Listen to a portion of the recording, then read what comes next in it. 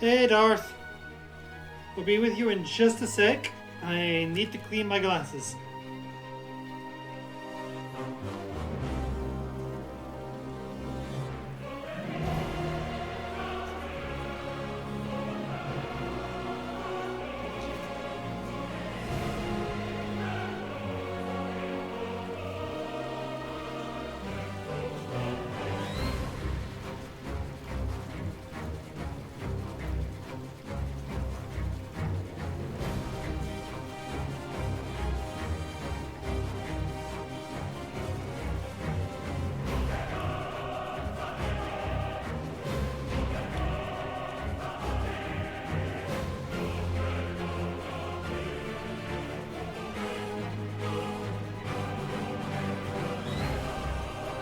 Ah, that's much better.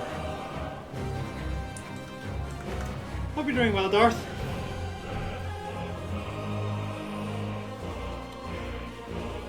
Last time, we climbed after getting our bearings and checking all our bits were in place. And half our party freezing to death, we quickly hurried our way over to the Tower of Babel so that they would not, in fact, die of frostbite. Hey! Good to see you have your internet back. 3 days without leash. Sounds horrendous and terrible. At the top of the Tower of Babel, we found Fandanio Xenos in a desperate move to destroy the barriers holding back Zodiac. Fortunately, Heidelin possessed Kyle quickly teleported in and made sure one of our barriers kept up and then teleported them far, far away from where they went. I think the implication is they actually ended up going to a dungeon.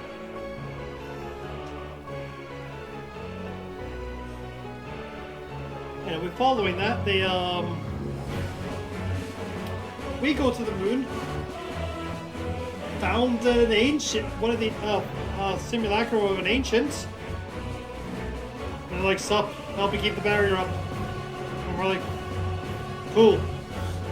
So we went and talked to a bunch of spirits of those who were sacrificed to make the Silvery Ark. Almost got overwhelmed, but then one of them was like, hey, give me room. And it turned out to be Hithildeus. It was like, hey, your soul looks like someone I know. So you're cool. And we had a chat. It's like, oh, so M itself made a simulacrum of me off of another world. That sounds like something we would do. We had a little chat. And it's like, okay, I'm going to keep the others off your back. And then we went, encountered Fandanio and Xenos standing at the last barrier. They destroy it. We're like, oh no, about to fight Xenos. And Dad was like, well, actually, I'm making a big monologue over here. And we look over, was like, by the way, I wasn't lying. I want everyone to die, including myself. So he went and killed himself. Well, he merged with Zodiac before Xenos could merge with Zodiac. And then we waited, got a group together, and we fought and beat Zodiac, guys! We beat the game! Except we didn't beat the game. As it turns out, Zodiac was the only thing stopping the final days. And back to the Watcher. I met up with Gistola, Thancred, and Urianche, who came up with to check up on us and help with anything we had to do. Now that the Watcher has been standing there since the Sundering. So as far as this world is concerned, all of time.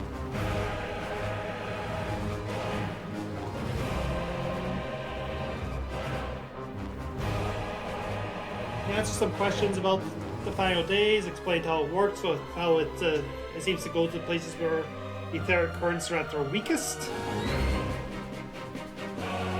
And then directed us to the other inhabitants of the moon, the Loprits.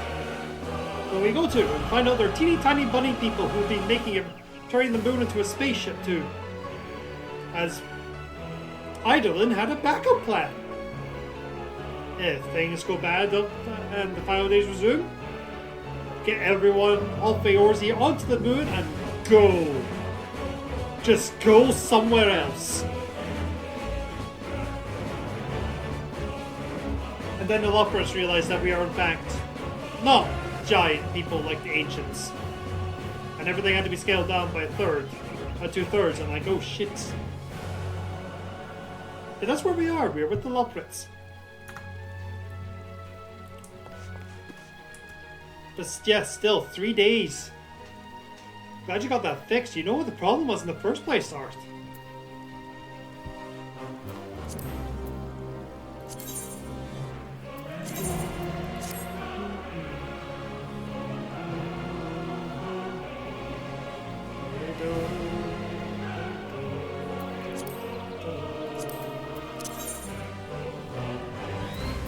Just call me Camera Grimes. Because I'm taking this spy to the moon.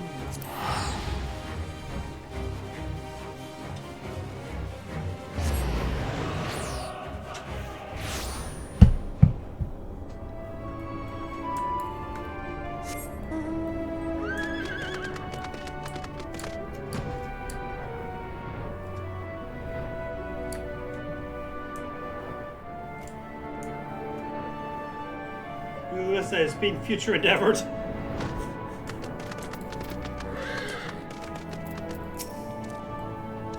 I do get the feeling we're going to have our hands full with dealing with these Loppers.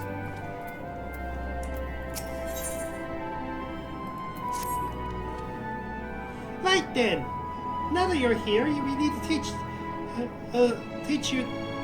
us all you can about your people, and quickly. It won't be long before the final days are upon us all in their terrible grandeur, so it's very imperative that we be prepared to receive our passengers to be.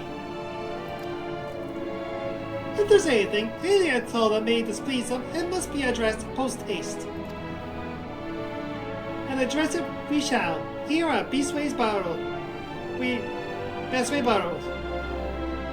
have assembled everything required to offer our guests the best way forward.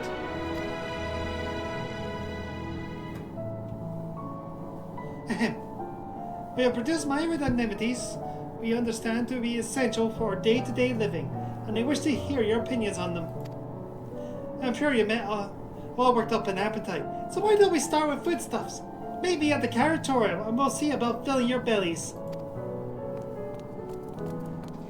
Oh! That's neat, Ori. She does not want for enthusiasm. The notion of a theorist trying to its core being a matter of course is rather concerning, though. Nevertheless, let's take this opportunity to learn more about the Loppers and this vessel.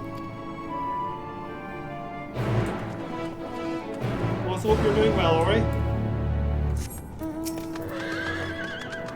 Oh dear. I certainly hope Building Week can complete the renovations before our guests arrive. Or perhaps you should leave them as they are. That way you'd have more space to lounge about.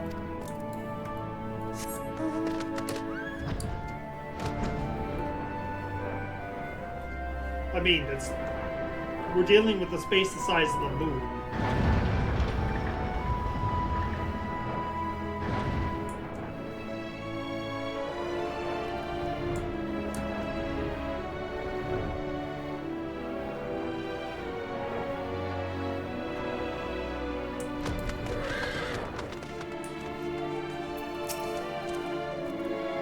Welcome to the caratorium. Here we prototype the various sundries required for soon-to-be passengers. Allow me to introduce the head of foodstuffs production. Cookie Way. Pleasure to meet you all. Our work has involved no small amount of trial and error, but there are many, many cycles of painstaking labor. I dare say we have crafted the finest cuisine our guests could ask for. I learned all about the essential nutrients for a healthy and balanced diet from the reference materials we received. Well, why, I've practically worn the words from those invaluable pages. Naturally, we also consider the ease of growth and production. We will not want for ingredients. I must insist you try some. We have a fresh stock recently prepared on account of, well, because we just woke up. And we are all quite famished.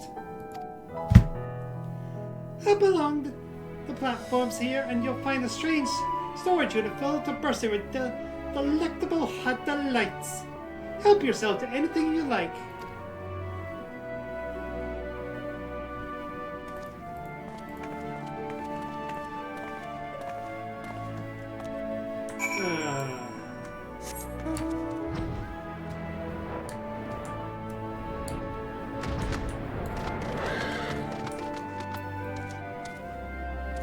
Well, there's a conundrum. I vote for lots of carrots. They'll keep us light on our feet. No, iron carrots first. We won't get far without this. That doesn't require a debate. We have work to do, so quit dragging your feet to get to it. You open the storage unit and find a rainbow-colored assortment of carrots. Alright guys, are we eating the unassuming orange carrot? The peculiar-looking blue carrot? The vibrant yellow carrot? Or the ominous crimson carrot?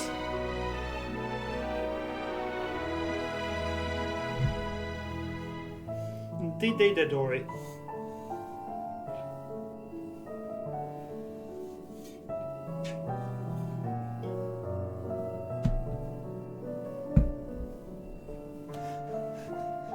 What color carrot will we be tasting?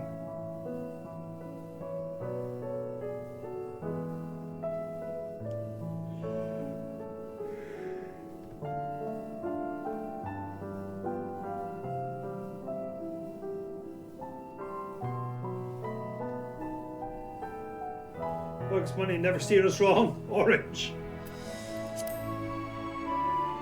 From frond to tip, no scratches, no blemishes mar this immaculate specimen. Nevertheless, if it's not for its excessive length and girth, one might think it was an ordinary carrot. Are you certain you wish to eat this carrot? Yes. On second thought, you'd like to simply take an obscenely large carrot for now? Due to the bizarre qualities, it'd be prudent to ask Cookie Wave whether it's safe to eat first.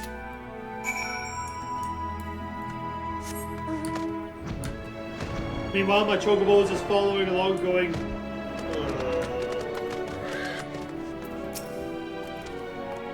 So, did any of our selections set your mouth to water?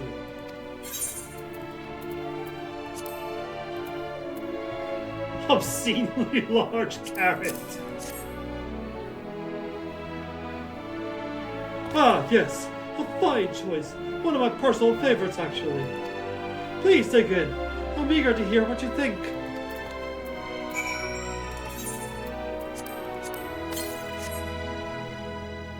With great trepidation, you take a bite out of the carrot. There's a satisfying crunch as you sink your teeth into the orange skin, and a warm tingling sensation runs down your spine. With the second bite, a wave of euphoria washes over you, and you drown in bliss. Alas, you cannot finish. The elation fades, leaving with a desperate craving for another carrot. We have eaten the carrot of happiness. We find ourselves in an unusually good mood, with a sudden craving to eat more carrots. I would expect that walk to end as an opera where Zeno sings "Kill the What Happened."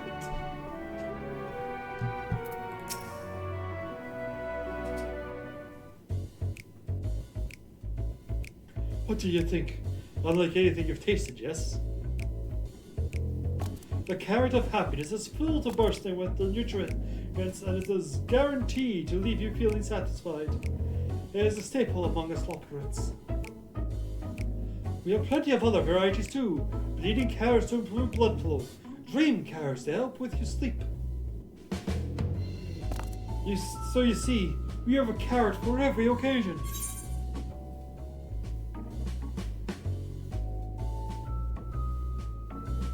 His Carrots are extraordinary. But what if I don't like carrots? Or I can certainly see the demand for this in Charlian.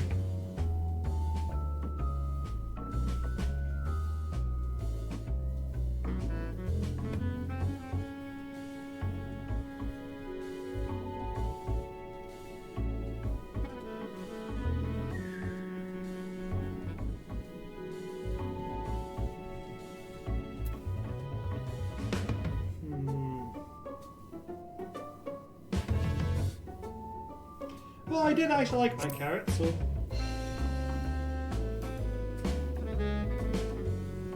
Why did you seem so disappointed? If they're lacking somewhere, we need to know. You take it you had a wide variety of assortment of carrots to choose from and not else?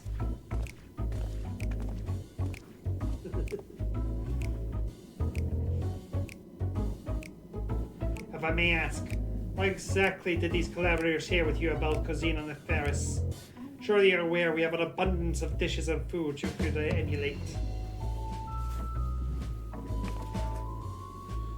Of course we are.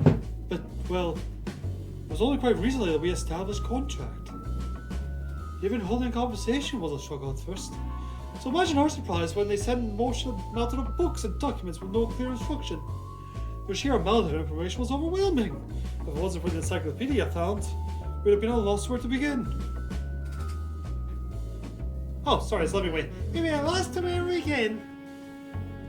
And so we decided, rather than divide our resources to prepare a variety of middling or potentially unsatisfying meals, it'd be more effective to devote our efforts to the production of a single perfect food.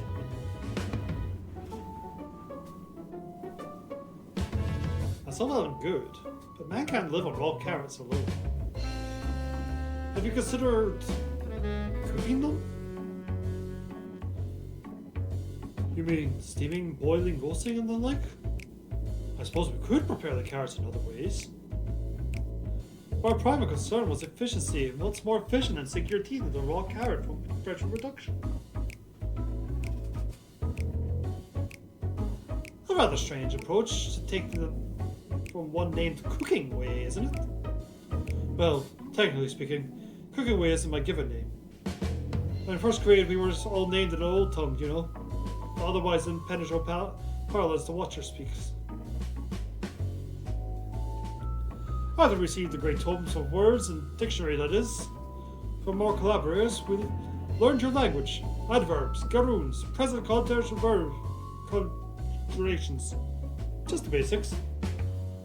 Then we found the terms related to our given tasks and used them to form new names. Aren't they helpful? No, not really. It does explain a great deal. Where didst thou deem such a change necessary? When the rest of your people arrive, we want to be certain they understand immediately what each of us does. You'd never be able to pronounce our original names anyway.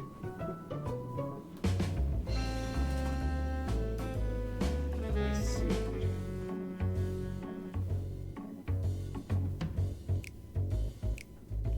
I hope our critiques, such as they were helpful to you. While you should decide to preserve flora and fauna from the Theris as well, you'll be able to offer the passengers a more balanced diet.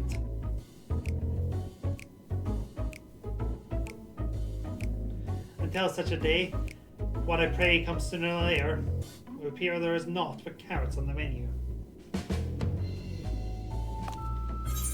I liked my carrot. Made me feel euphoria. That's right, Fortuno. Eat these fucking carrots. Eat them all.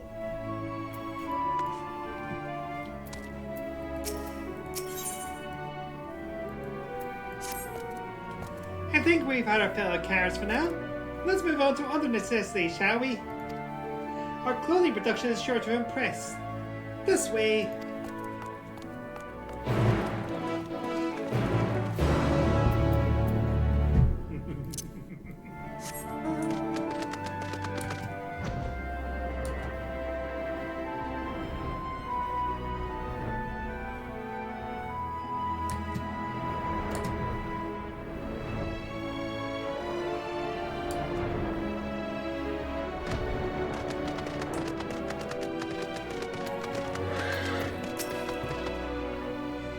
we are, the Apparel Production Station.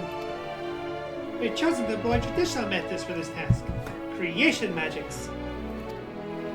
Heidelin, in her infinite wisdom, blessed with a self-same affinity for magics her people possessed. Yet we offer amazing talents, of course, and I knew you'd be dying to hear about them. I will regale you with the details another time. That said, we did run into a small trouble at first. A magic alone was not sufficient to see our work done. In the end, we discovered crystalline ether was a wonderful catalyst that could provide us with the extra fizz we needed. My, how resourceful. Ah, the sweet sound of recognition. You will also be impressed to hear we've read all about your habit of changing attire to match your chosen profession. For the sake of efficiency, I presume. This must also be taken into account with our designs. But why take my word for it when you can simply try on our clothes? Make yourselves known to the workers, and they'll see to the rest.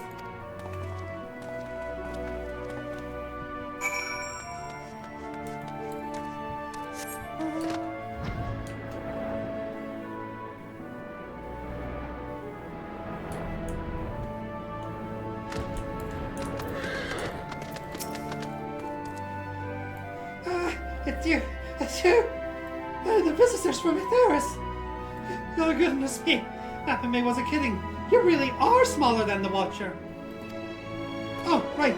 You're here to try and set clothes, yes? What should you have from Habi Fashion for you today? An outfit that embodies my bloodlust. Something simple yet functional. A fashionable and refined ensemble. What are we wearing, guys?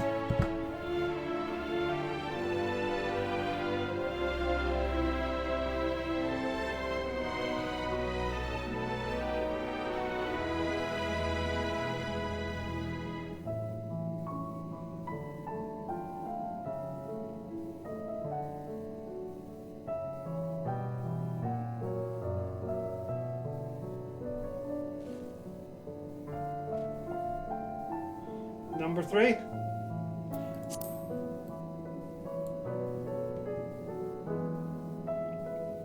Fashionable. Right. This will only take a moment.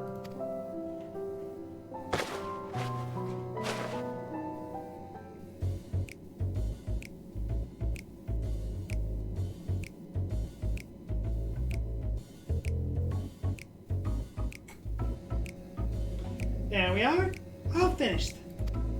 A perfect fit if I do say so myself. I'll be honest, I know nothing of fashion, let alone fashion on Aetheris. But I'd wager no one down there has ever worn anything like this fine ensemble. Perhaps you can start a new trend.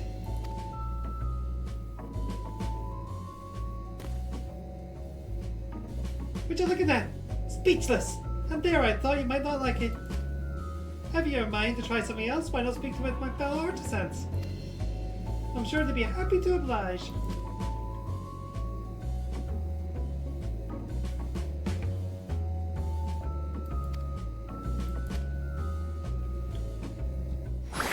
Alright guys, you want to change to something else? Or you want to go and move on?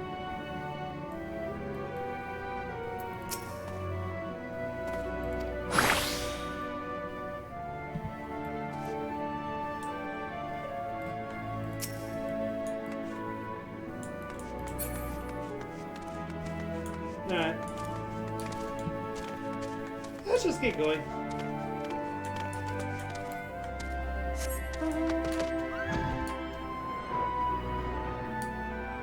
Oh, wait a minute.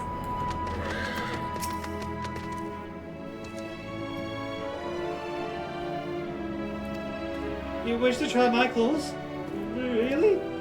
Of course it would be my honor. Didn't have anything in mind?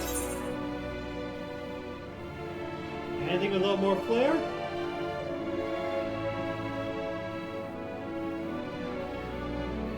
Something with a little more flair, maybe we're close with an altogether different design, or surprise me. I have a feeling it's going to be 3.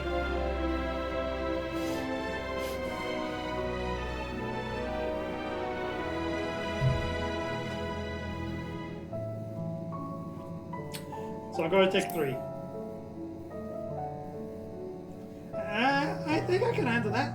Let's see.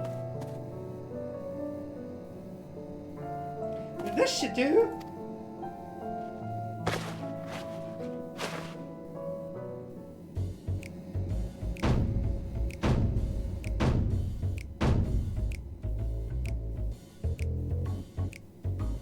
Some of the best work yet.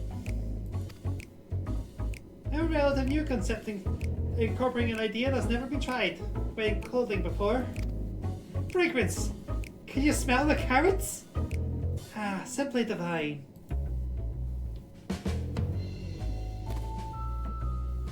I was worried how the concept would turn out when I got the proof. Once you go and show the loving way, I'm sure she's eager to see what we come up with. You must continue wearing these garments in order to progress.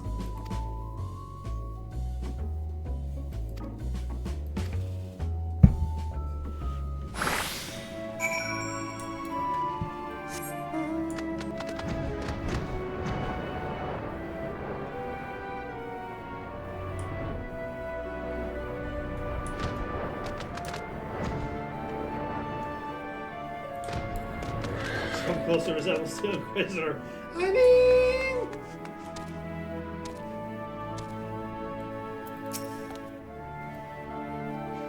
My, don't we look splendid? There's not much trial and error. I know quality when I work when I see it. Shh, you needn't speak. I can see your adoration for the moon and wheel operates in your eyes. No doubt your friends feel the same having sampled our creations.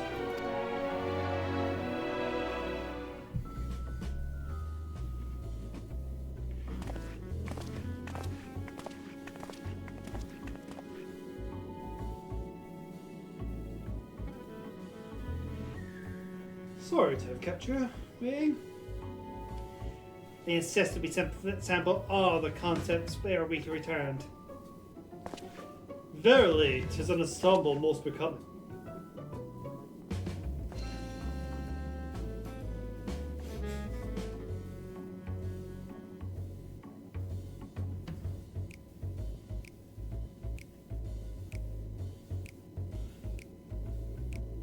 I think it's time we return these clothes.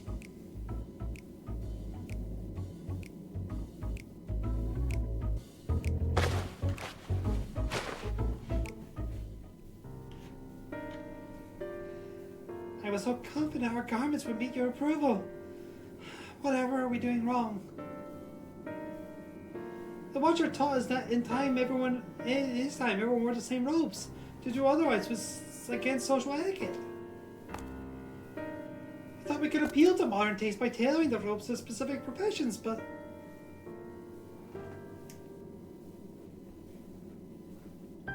Please, you mustn't be so hard on yourself. Should we resort to evacuating the people with theirs, they will certainly have need of your attire. It is clear you spared no effort at addressing our needs, but you must understand that we are not quite so homogeneous. Speaking for myself, what I wear now better suits my tastes, even as of inferior make. But there are others whose choices may have influenced by our traditions or personal experience. Rather than make assumptions for the whole, we must consider the individual and their potential preferences.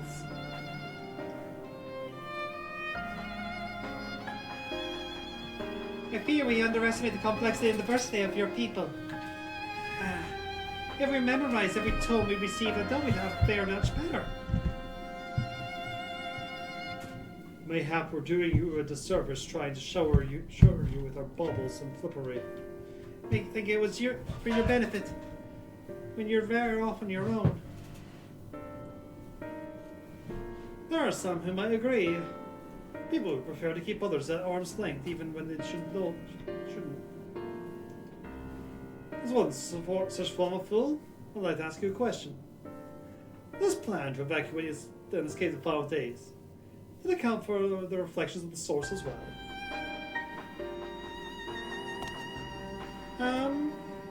Not that I'm aware of. We are born of Hydra's love for Atheris, and the salvation of the people under that star, and that star alone, has ever been our aim. Surely it's better to devote ourselves to saving one world rather than divide our efforts across 14 and diss them all and fail them all.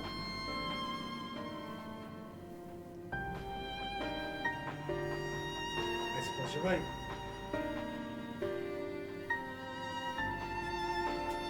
Anyway, might we be left to explore the Beast Bay's barrel unattended? You've given us much to think about. Why, certainly! Until later then.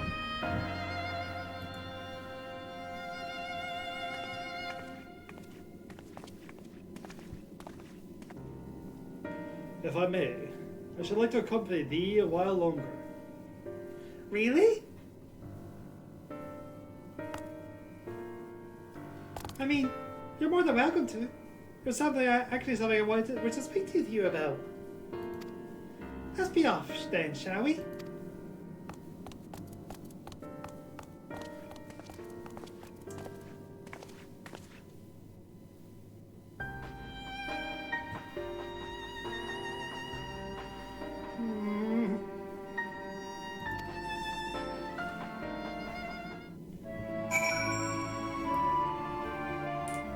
It's apparently moon dust weather.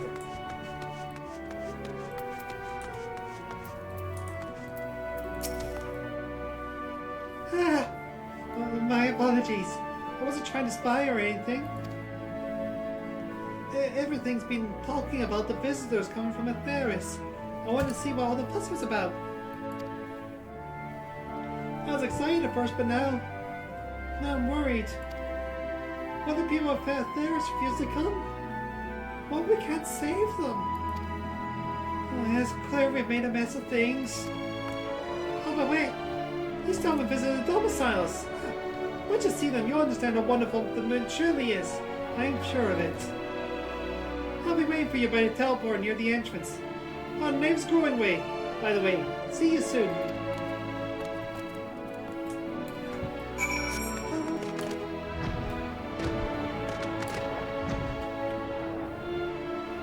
Have you ever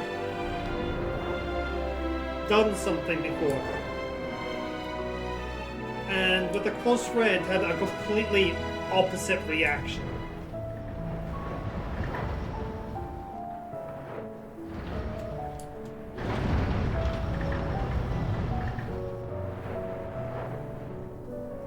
Question for the chat in general.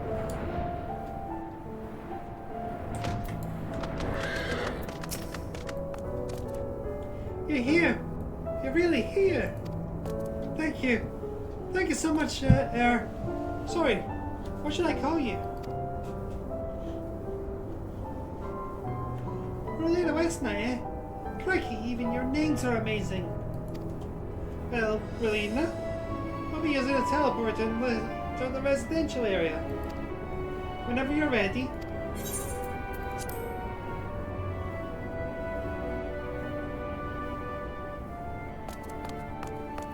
Ready in the teleporter.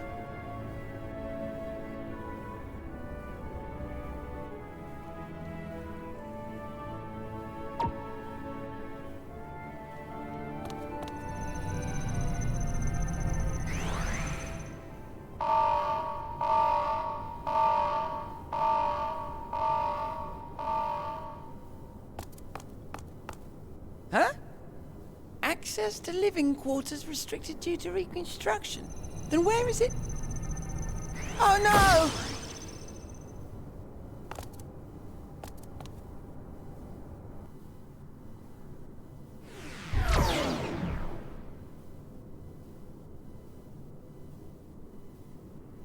A private audience, as thou didst request, for reasons I know not.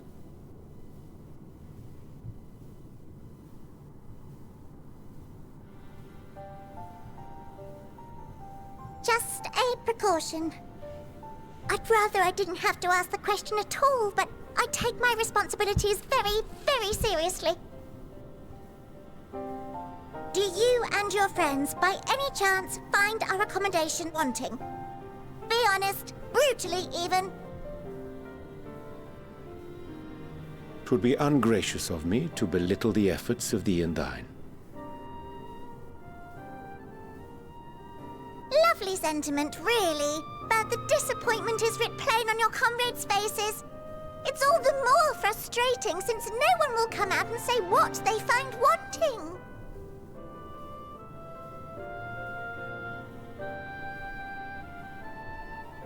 If there are faults in our work, we need to know. We can, we will do better. But time is not on our side. The final days will wait for no one. If your people are to be saved, we must take quick and decisive action. This vessel must serve as a home for as many passengers as possible, for far longer than we may like. Which brings me to my request. Our collaborators on Atheris are doing what they can to prepare for the voyage. Would you be willing to go and lend them a hand? Having seen the moon for yourself, you could speak to its many splendors, learn what else they might require, and assuage whatever concerns they have. Wherefore wouldst thou entrust me with such a task? How to put it? You're the only one who appears not to be wholly unsatisfied with our work. Oh. Oh, quite good at pretending that's the case, at least. Calm, collected, tactful to a fault. Very particular with your words, too. You understand that, in the face of great danger, one cannot pursue perfection at the expense of practicality. The difficult choices must often be made for the greater good.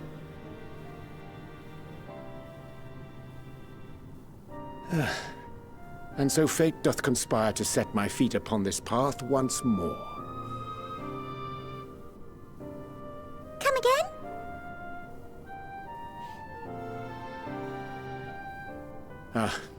Idle musings.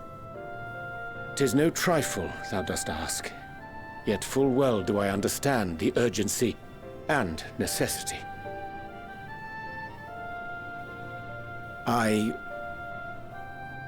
Oh, dear me! Dear me! I was terribly sorry for the mix-up. It's a bit of a malfunction. I hadn't realised the residential quarters were inaccessible, you see. But you're still in one piece. So, all's well that ends well, yes? Won't happen again. I promise.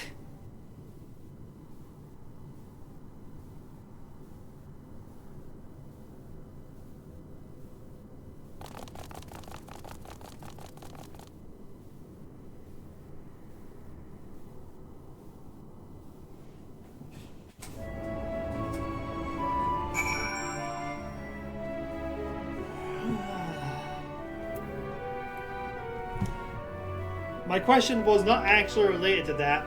And yes, your answer could live in a closet with a blanket and be fine. So long as he also got some books to read.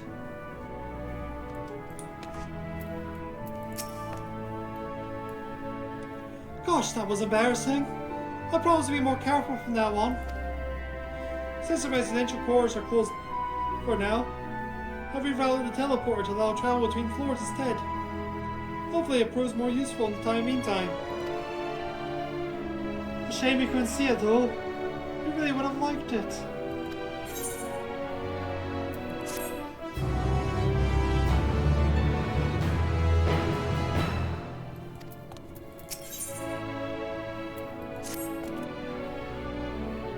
It may not seem like it, but we've been planning for this for far longer than I care to admit.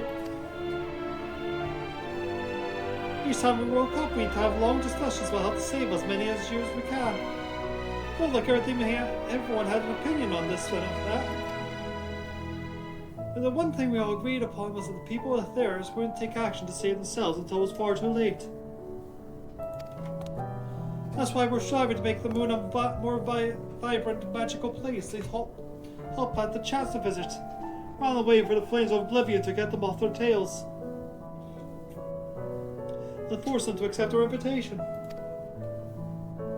The residential quarters are not up to necessary standards just yet. There are plenty of other places worth seeing. I've already been around the Caratorium. Wait until you see what's waiting for us in the East End at the Borough. Follow me.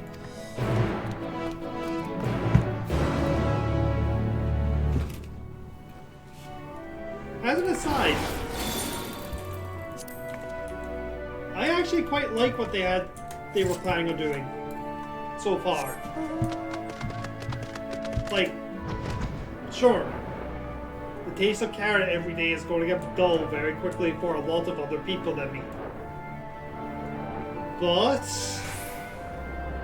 something to get eat in the meantime before they can get everything else more ready, sure. The clothing, that is such a non-issue.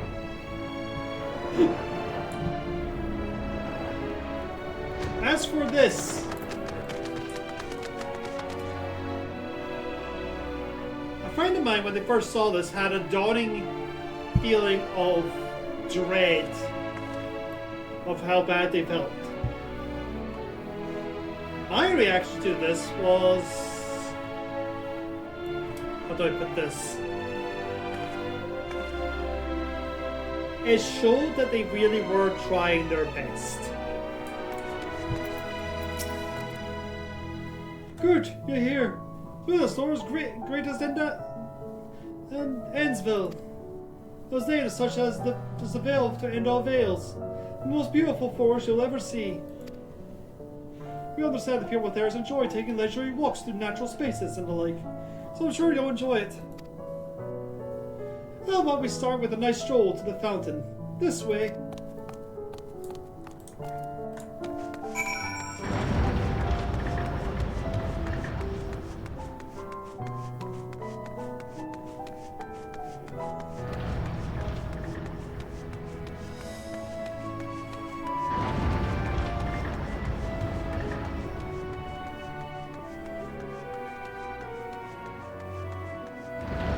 Yeah.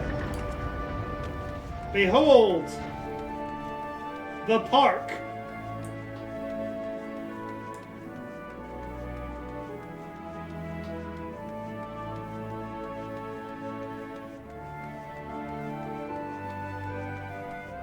They're not fully prepared, but they tried. They really tried.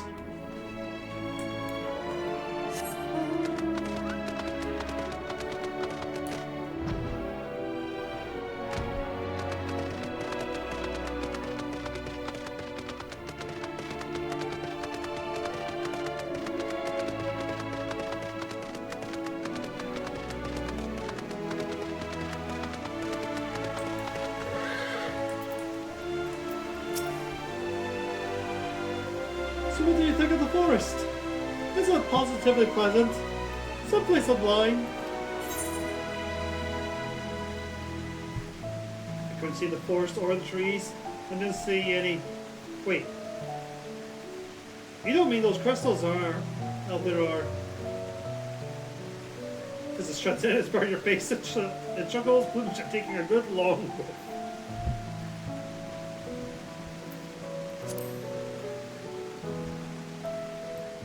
You truly think so? Truly? Hearing you say that makes me more to me than you know. Personally, I say this place is the pride of the borough. Well, this place was a challenge, let me tell you. Since we were born here, we'd never seen trees in person, let alone a forest. The information sent by our collaborators was quite enlightening. But after much deliberation, we decided the crystalline constructs in place of living trees. Thanks to our atmospheric circulation system, the place produces air as clean as you'd find in a forest in a terrace. The fountain here behind us provides us, while rather large crystal adorning its top, with a vital role in supplying us with fresh water. Much time and effort was spent making it. It's the most spherical of spheres, and dare I say, the unparalleled roundness speaks for itself. I enjoy nothing more than the long stretch of spots of relaxation whenever I come here. You look like you could use a stretch yourself. It is quite spherical.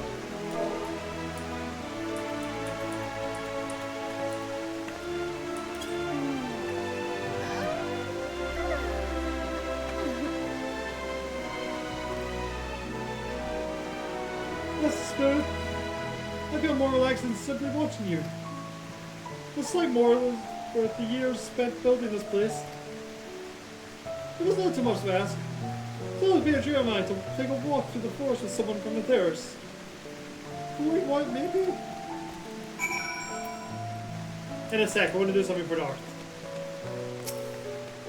If you're still about Darth, got a surprise for you.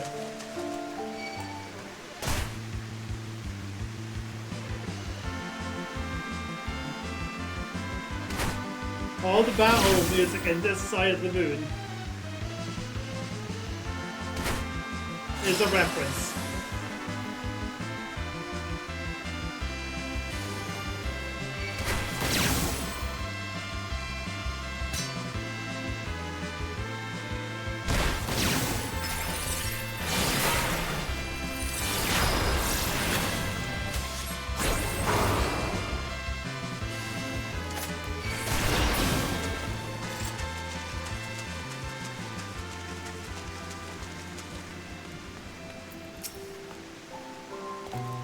You will? How about my quivering whiskers?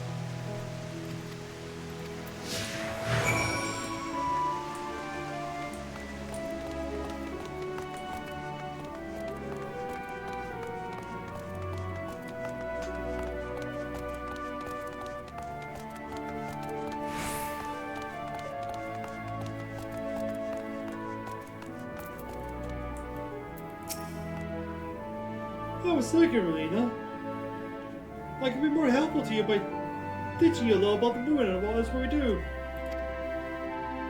When I first created the moon's sole purpose was to hold Zodiac, and there was absolutely nothing to be found here. Eventually, Hydaelyn gave us our first task. First, the moon with a propulsion system came out path, facilitate travel to other stars. It sounds impressive, but I suppose in some respects it is. It's only a purpose thanks to all the knowledge Hydaelyn shared with us. Possible. We also had a lot of time to get it done. 6,000 years, give or take. But anyway, let's keep going.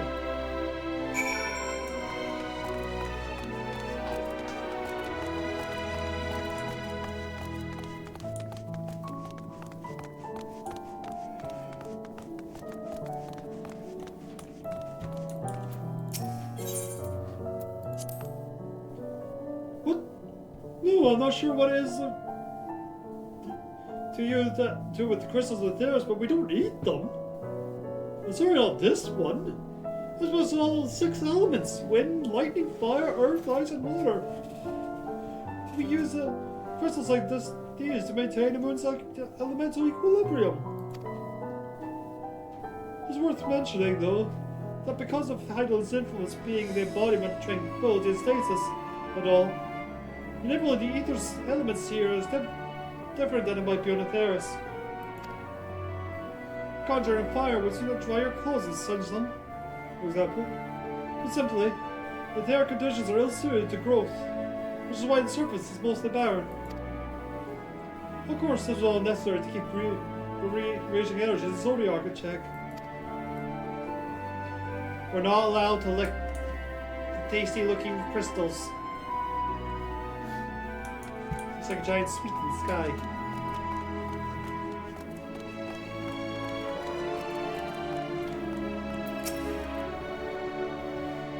This may come as a surprise, but we didn't begin the Tabato Ares until after the propulsion system was ready. Considering how long it took, I wish we started sooner. We would have thought we'd need 4,000 years to make all this. You said it wasn't work you dare rush either. We had to create infrastructure and countless support systems, some of which wouldn't be operational until 100 years later. And there was a brief period where our production activity came to a screeching halt. when that bizarre red satellite went up from Atheros. All again mischiefs, I think. I thought maybe some new nefarious actor was colluding with Zodiac. And all we can do is stand by and brace ourselves for the worst. I gotta tell you how relieved we were when Hyden informed us of his destruction. Oh yes, there was most joyous humming that day. Yeah, let's not mention how many people died during that.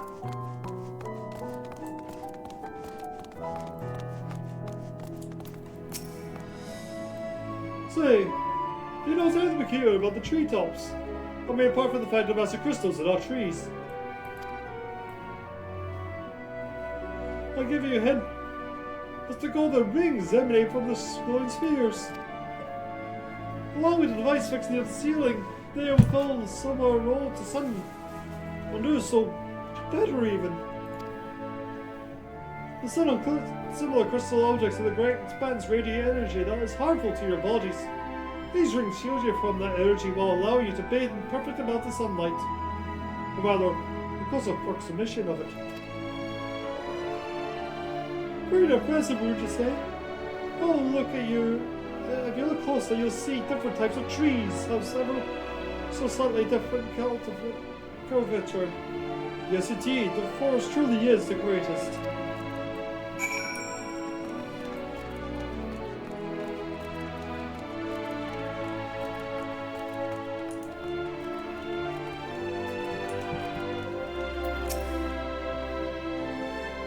There's something else I want to tell you about. Oh, alright. Precocious habitat facilities were comprised around 2,000 years ago. Along with that, the most important features were fit for purpose. Which is all well and good, except for we need absolutely nothing about the present day people of Theros. Why not go and visit the Theros yourself, you might ask? Strictly forbidden. Our technology or knowledge of the moon's true purpose is exploited for evil ends. The results could be disastrous. There were a few more rejoinings and it became increasingly difficult to converse with Heidelin. Fear we might lose the ability to communicate with altogether. We beseeched her to find people with theirs we could trust to help. We were quite fortunate if everything worked out as it did.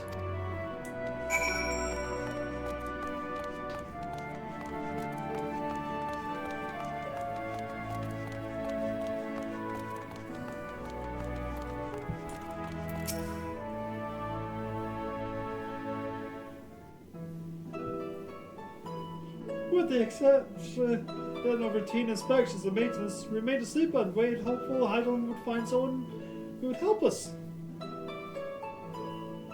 Eventually she did. And through our power hours waiting, we were able to speak to them directly for a short while.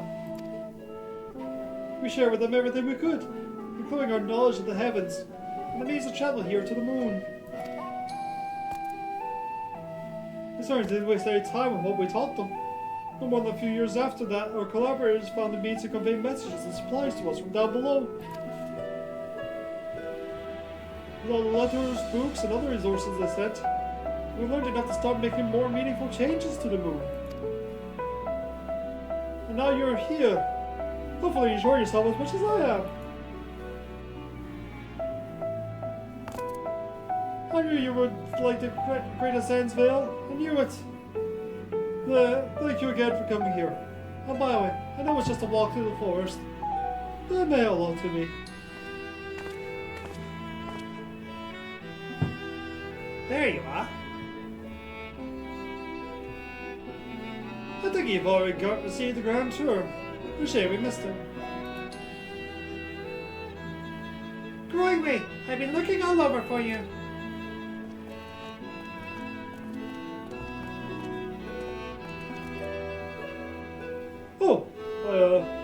Is this about the teleporters or residential area? No, never mind that. We have more pressing matters at hand. I will be calling an emergency meeting shortly, and your attendance is required. Really?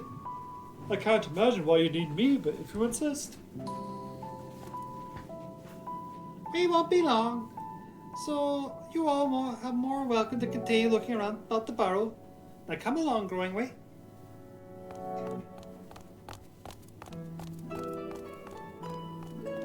Before we arrived, you seemed to be in the midst of a rousing conversation with your guide. Did you learn anything of import?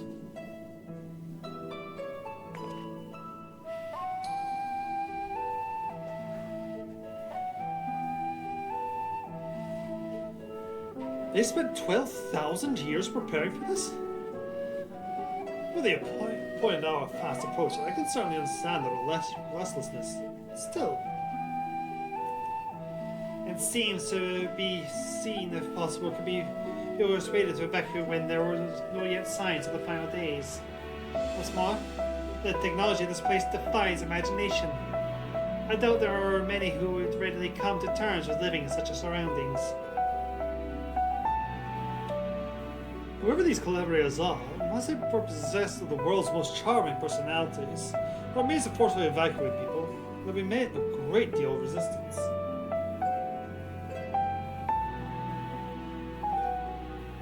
Indeed, even when faced with annihilation, the decision to forsake all one knows cannot be made lightly.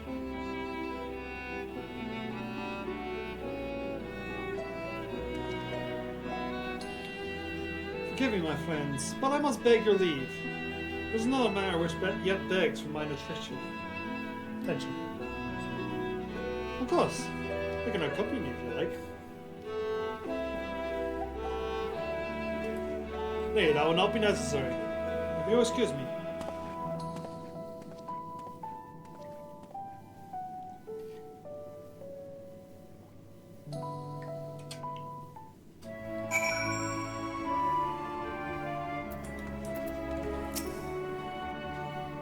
Because it's clear now that difficult decisions lie ahead of us.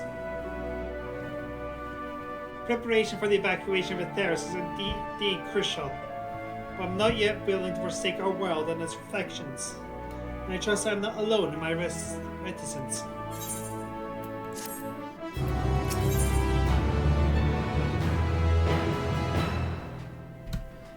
And now, Thanker can tell when his friends are up to something. So the reality seems strange to you. More so than usual. I know he's a bench up for keeping his own counsel, but I'd be lying if I said I wasn't worried. Would you go and see if he's alright? Michelle and I will remain here and see what else we can learn about the final days. If you hurry, perhaps you can catch up to him.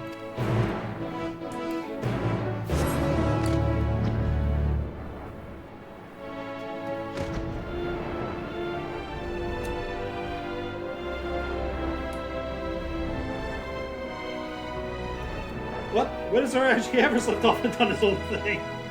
I know, right? Alright? He never does that. Never.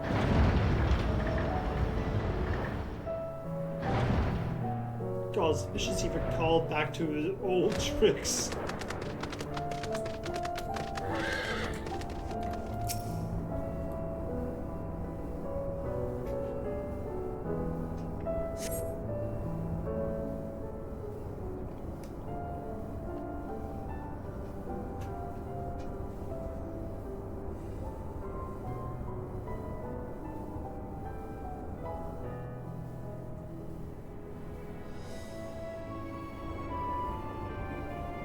Orianji seems to be heading towards the entrance of Beastway's Burrow.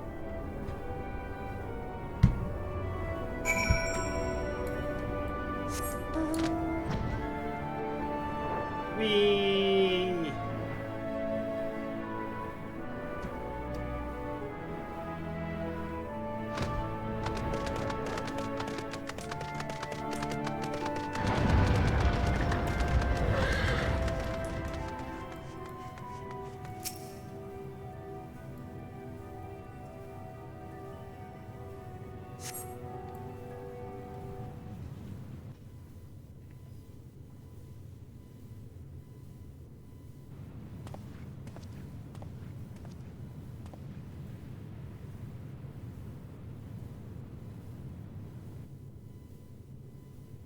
Orianji ventures off into Merla and Matoran for reasons unknown. You must tread carefully, else he might sense your presence.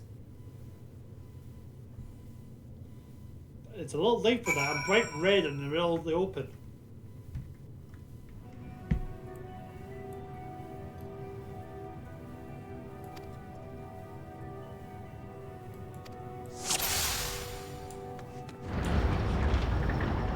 Also that.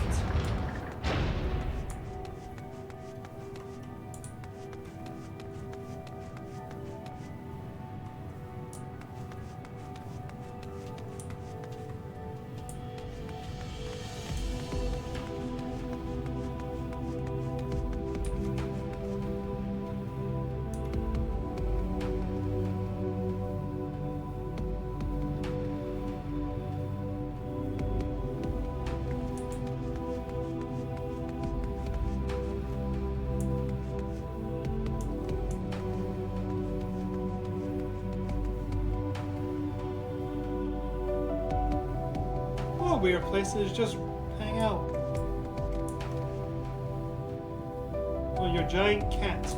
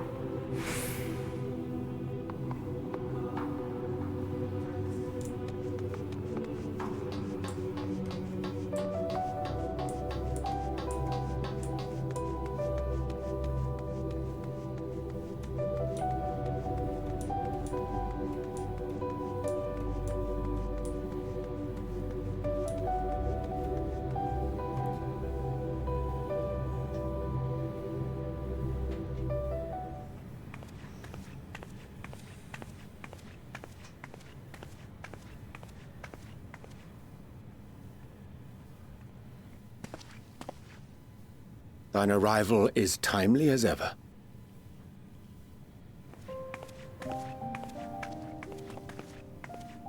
Thou didst chance to overhear my conversation with Living Way, I presume?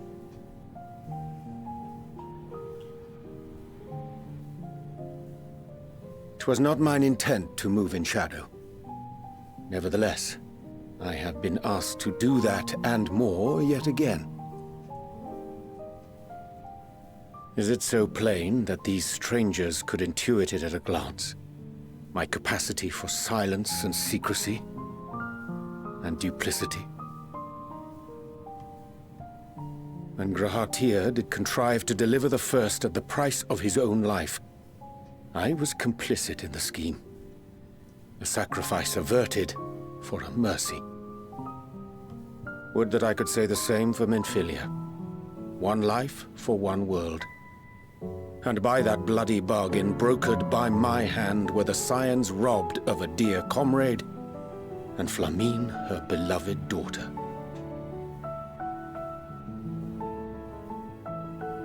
Two souls, whose selflessness was beyond measure, whose resolve was unshakable. They would not be moved even had I thought to protest. But protest I did not. Far from it. I pushed them forward. No effort did I make to seek out alternatives, ones that would not demand such terrible costs.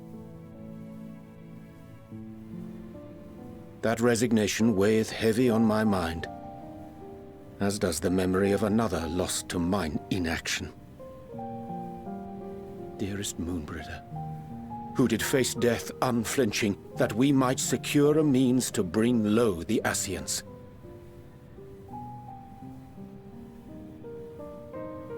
In her hour of need, I did naught. Dutiful disciple of Louisoix, ever looking to the greater good.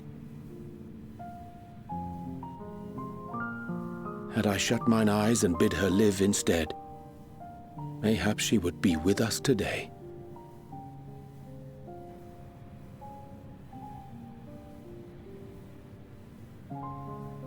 Selfish wants born of everlasting regrets.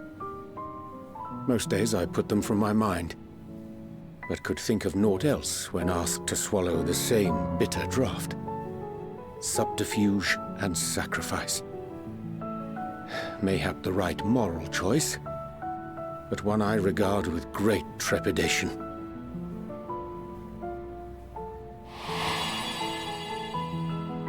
The calamity of Amarot was a tragedy beyond reckoning, one which must never again come to pass.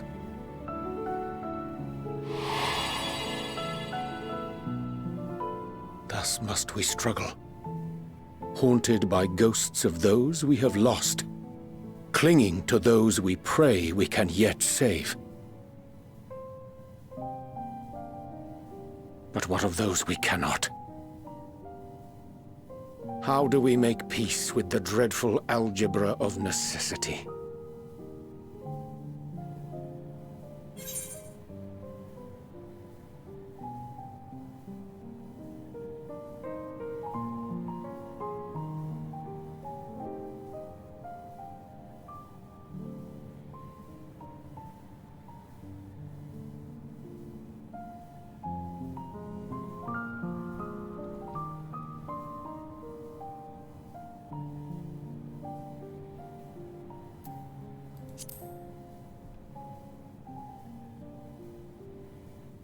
Sage counsel indeed.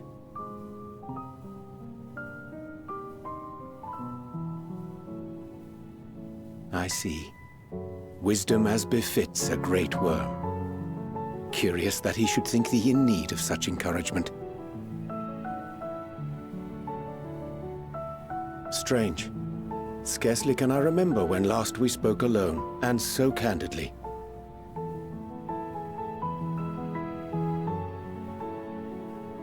I thank thee.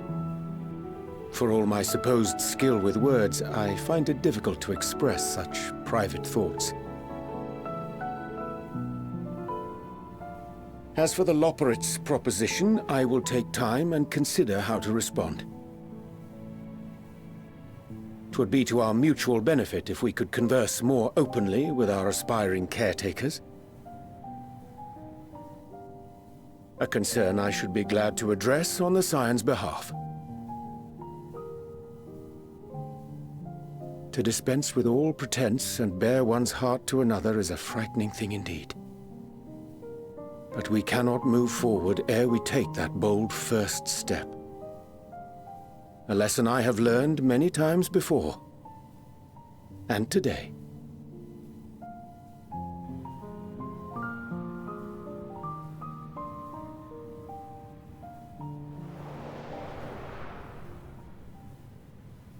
What are they saying? Curse these ears! I've heard bugger all! No matter. We've got our plans.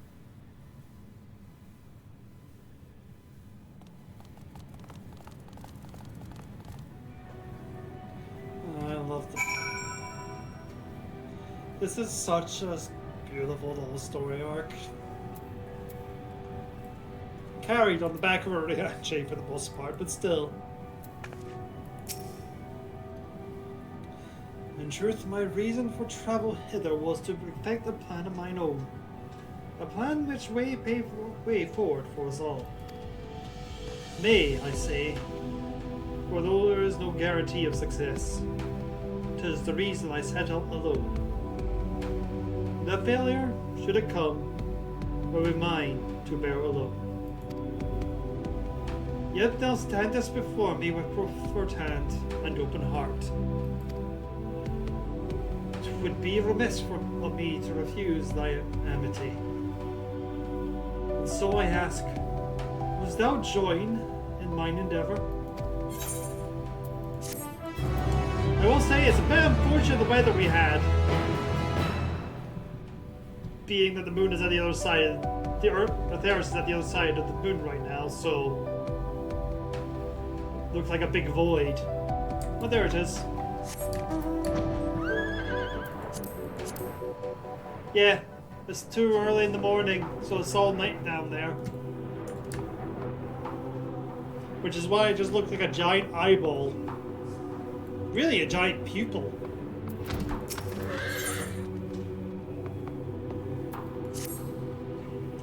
I thank thee for accompanying me. 'Tis a simple plan, in truth. We shall not be long away from Beastway Burrows. Difficult decisions must be made in the coming days. By now, let's believe we are all of one mind to our desire to save the people with theirs. To make clear our resolve to Loprits, I would offer them a gift. As making doth require a most singular ingredient.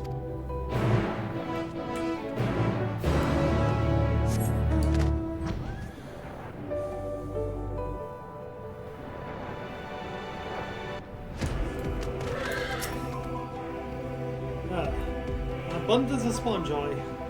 Excellent.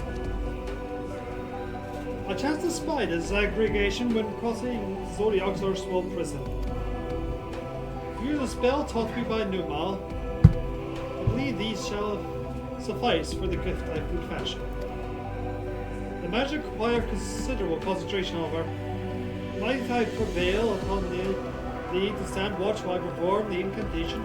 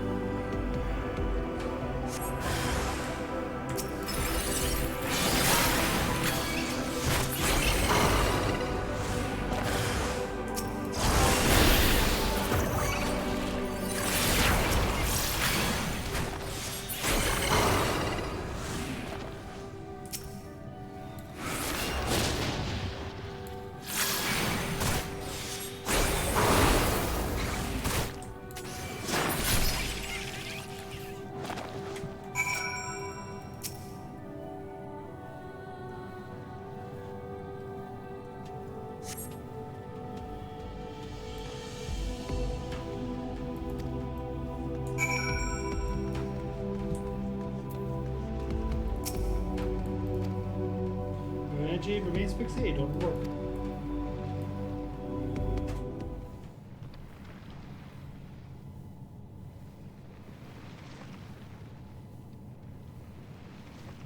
There, 'tis done. A magic ink. Every ounce of characters is the created in Namal. Rare is the occasion I would conjure mine own, is nevertheless the most useful skill. The resulting product is admittedly possessed of no preternial properties, but this hue is mine of mine own choosing, which I pray that Loprits will appreciate. Melina, early Angie. Oh, thank goodness, I thought you'd been eaten. I had fallen into a crater.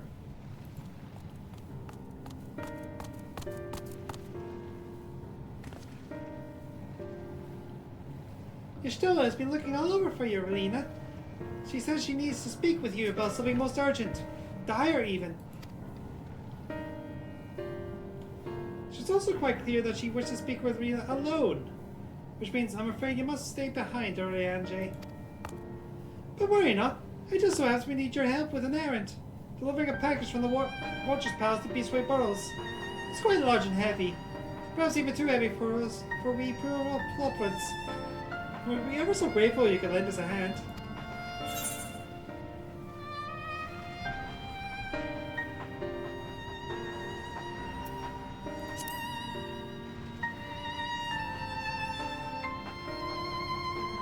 No, that won't be necessary.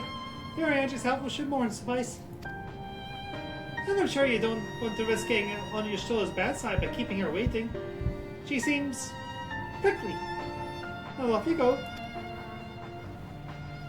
Worry not, Relina. I shan't be long.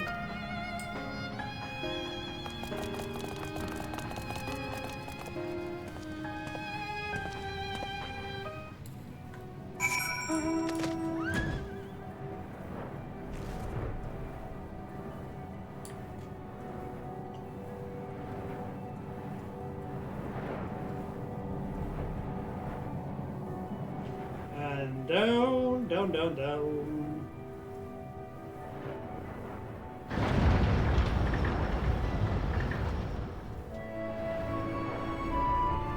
Down, down, down, down. Down, down.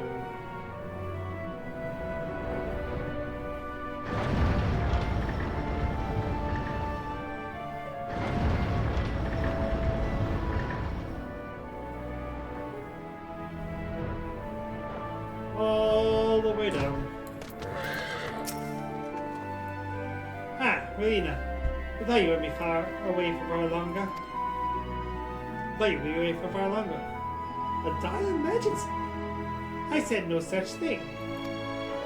As you are here, I hear your sisters with one small matter. Running away and companion growing ways apparently has much to tell us of the final days. The problem, however, is that he's determined to live up to his name.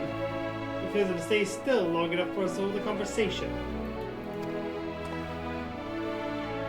Is there any way he's likely to stop and rest? Or perhaps there's a way to slow him down? Well, what's the rush? I was thinking she shouldn't wait here. Maybe a driver called Margaret carriages and... No? No, if it's really that important. You can try using these balls of moose flesh. Not to be confused with the other thing. Well, anyways, other notable feature is his incessant chatter. So you have no trouble finding him in a crowd. And then you do, try to lobby your balls at him. Crude, but if it proves effective. I was here in Great Innsville when last I saw him. Let's split up and try and find him.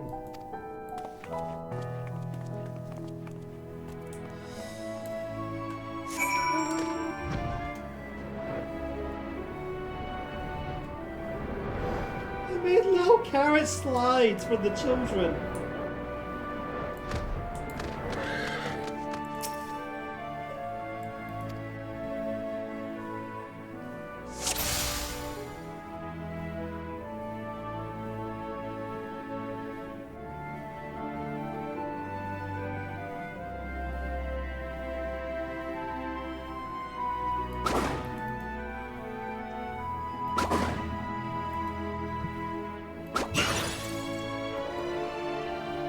Oh, that's smart.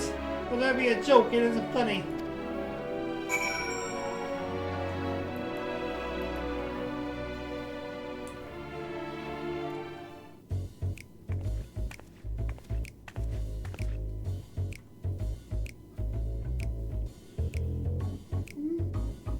Yes, alright, guy. Did you mind explaining why you hit me in the face with balls?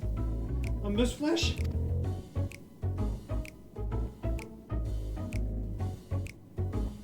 I'm highly knowledgeable about the final days. That's the most ridiculous thing I've ever heard since I woke up. Who told you that joke? Except we got time to look into the final days when there's so much to do before the great voyage. It's sure the Heideland didn't report us with some knowledge of the event. I know about as much as any other lot around here. Less, probably. I don't know why anyone would think it's funny to go around telling people I'm an expert, but they better hope I don't get my paws on them. Sorry, I can't be of any more help. There's nothing else. I've work to do. And I'm off.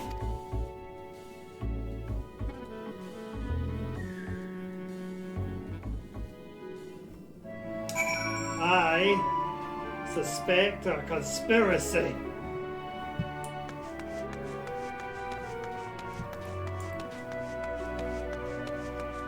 It's actually crawling way we need.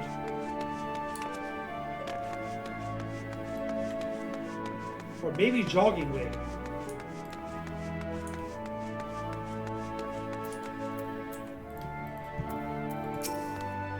Oh no, you got him.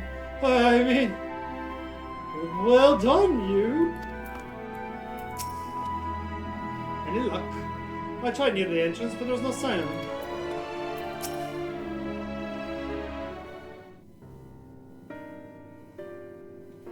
I could find neither hide nor hair of him. How did you fare?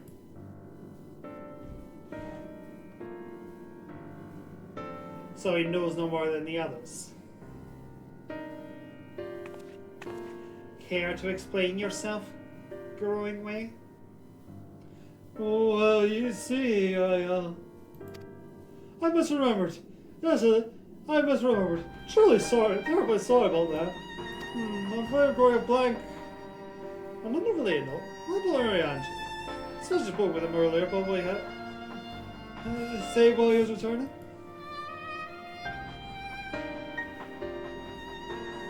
Oh, this way that watches palace with living room.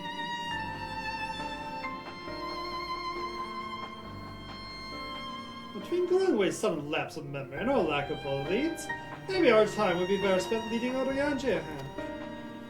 Well, now hold on a moment. It's all coming back to me. Yes, I remember. Information you're looking for is in the archives. Yes, that's where you'll find all sorts of useful knowledge, including the pertaining up to the final days.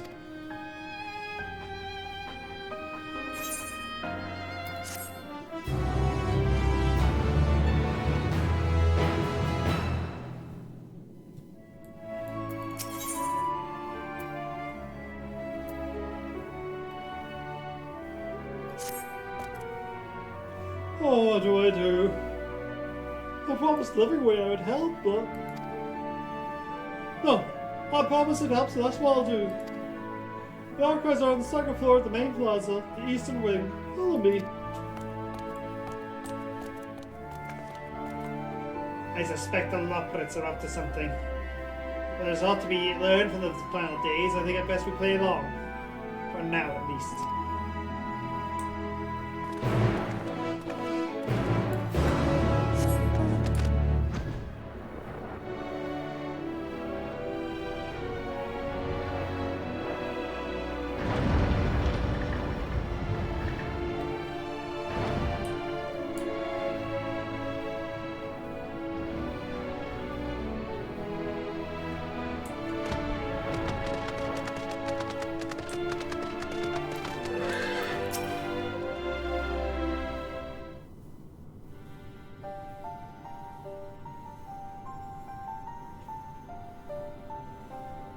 The archives are through this door, but it seems to be locked.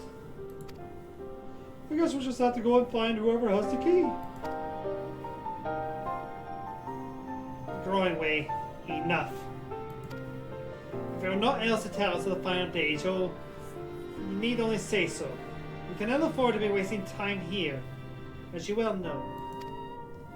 Did you yourself not tell us we must act quickly? Yes, we did, but the moon has to be a perfect paradise for the people of Theris. We're running out of time to make everything ready for their arrival. We hope you see the wonders we had to offer, but you found nothing but our faults and flaws in our work. Only one of you saw our potential, so you others must be kept here. Ah, so that's Livingway's game is. I've run us around the spelled circles and failing that, all because of wave, so we can't put the planet at risk. He understands what's at stake. What must be done? I fear you misjudged us, Grindway. Never have we decried the notion of using the moon as a means to escape. I keep cracking too fast. We must fail in our effort.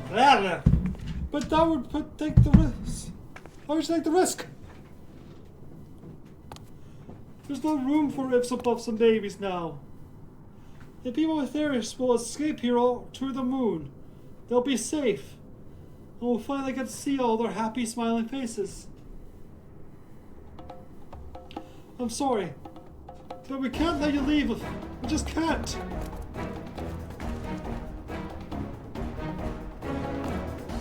So do what you must. Try not to hurt them. I'll be back in a moment. Don't do anything rash while I'm gone.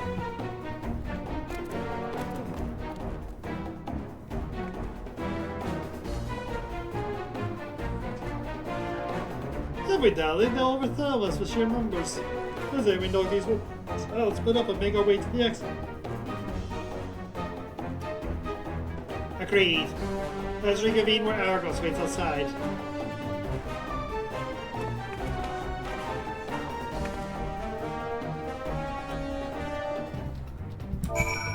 One sec, guys. I got lines to get. That said, my heart breaks at the thought of abandoning Atheris and the reflections of her doom. There's a way to avert the final day, but let's not find it. We all do.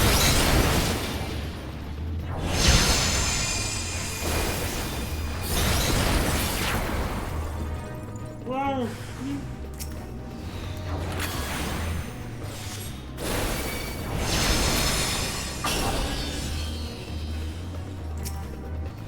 Oh man! Buddy!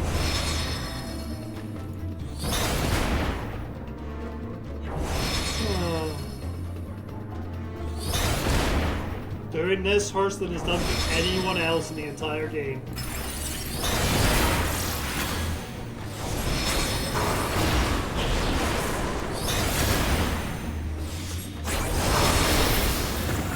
We have to save them.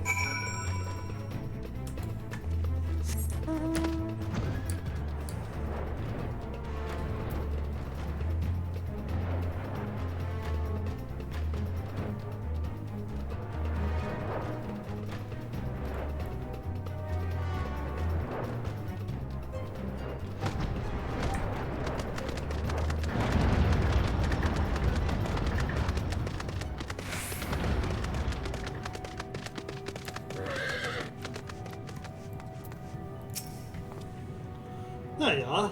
Didn't ruffle them too badly, did you? Good, you're here. You must hurry to the Watcher's Palace and find Urianji.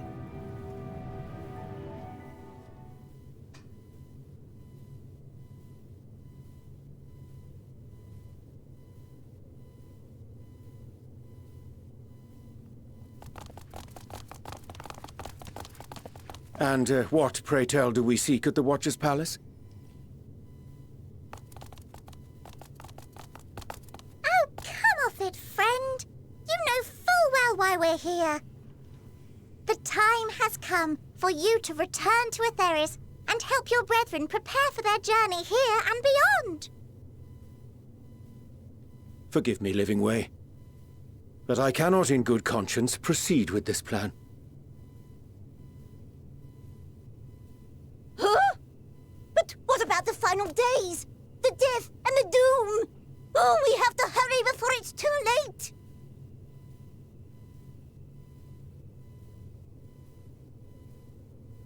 Your unflagging commitment to your duty is endearing, to say the least.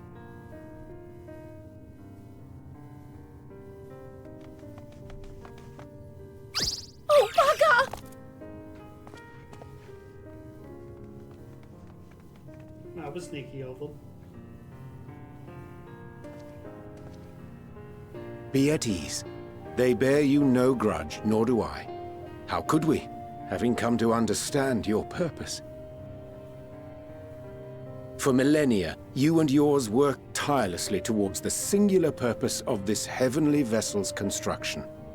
An arduous feat by any measure. 'Tis clear you have spared no effort. Why, your very names are a testament to your dedication.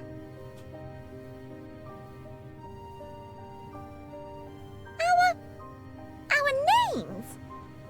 I'm not sure I understand what you're getting at. Names are an expression of the self, a declaration of one's hopes and aspirations.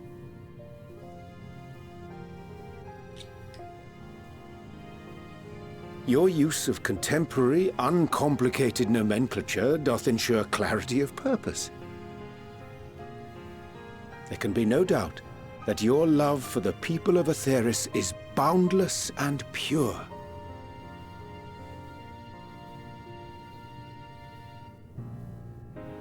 Yes! Yes! A most mellifluous phrasing! We Loperids were born of Hydaland's love for Atheris. That shining, shimmering blue jewel, brightest star in the sky, brimming with life and possibilities. For as long as I can remember, I've toiled in anticipation of the day when this vessel might be needed. All I've ever wanted was to meet those she cherished so dearly. To serve and serve well. That goes for all of us. Don't you see? So help us. Help us help them. Lead them here where we can keep them safe. If there's anything wrong with what we've built, we'll fix it. We'll make it right.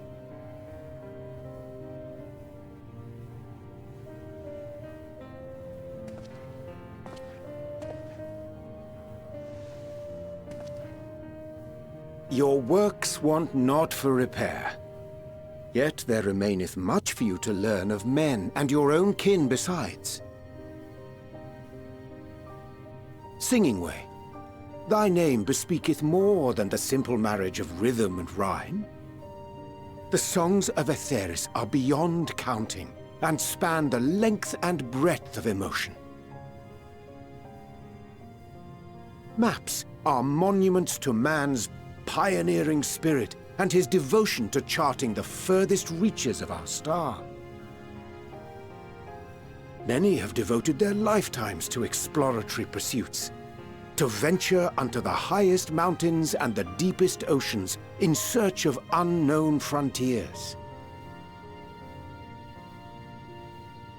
And thou, my friend, I do not think we've met. My name is Puddingway.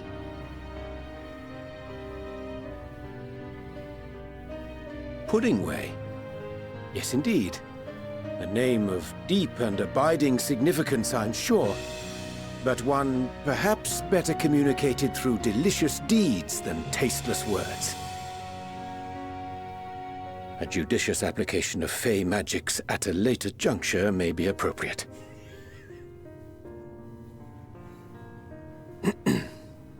And Living Way.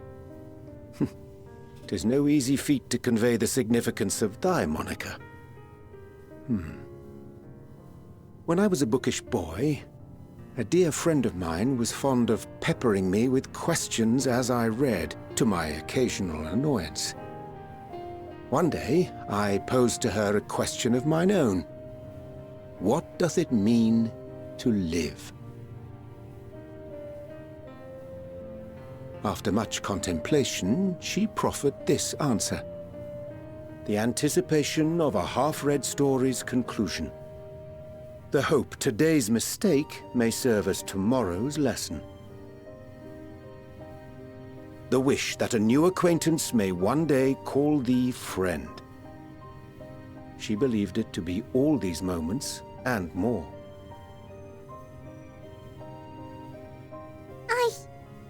I want to understand, but... I, too, still labor to find mine own answer. 'Twould be my pleasure to assist you and yours in embarking on a journey of self-discovery and enlightenment.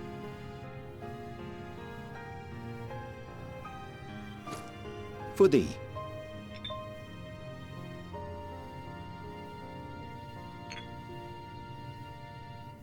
Ink as blue as the waters of Aetheris. Made in haste, though I assure thee, the quality has not suffered for it. The people need not be persuaded by honeyed words. Nay, I have faith they shall do what is right in due course. Until they do, I beg your patience, friends. And with that ink, let us fill the empty pages of Living Way's compendium. An open exchange of ideas will surely afford you all a better understanding of modern man, and with it, ideas for improvements and renovations. But more importantly, it shall empower us to together find a way forward.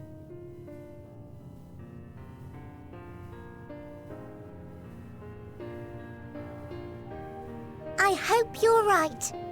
Thank you for this lovely gift.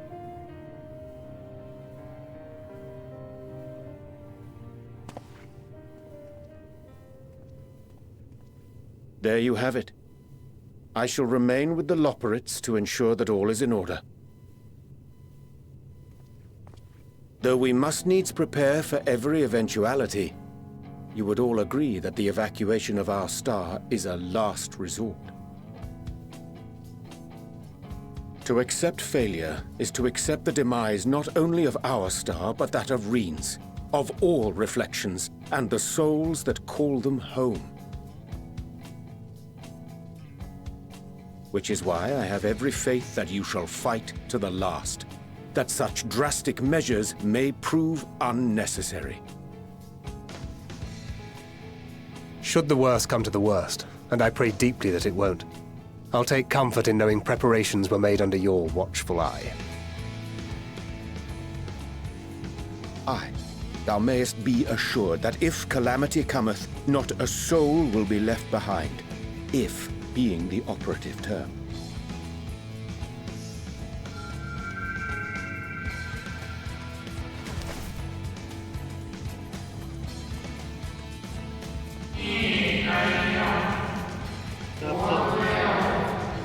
That flower, how it come to be in your possession?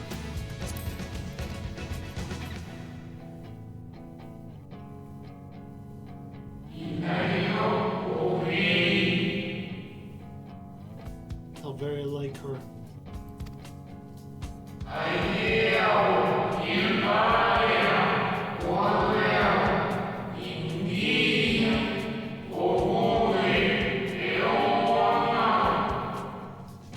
Guided by his light, you have come to know her true intentions.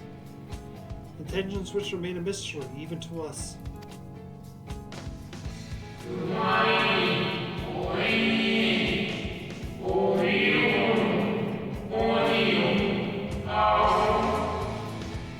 In our time, we called it Helpless.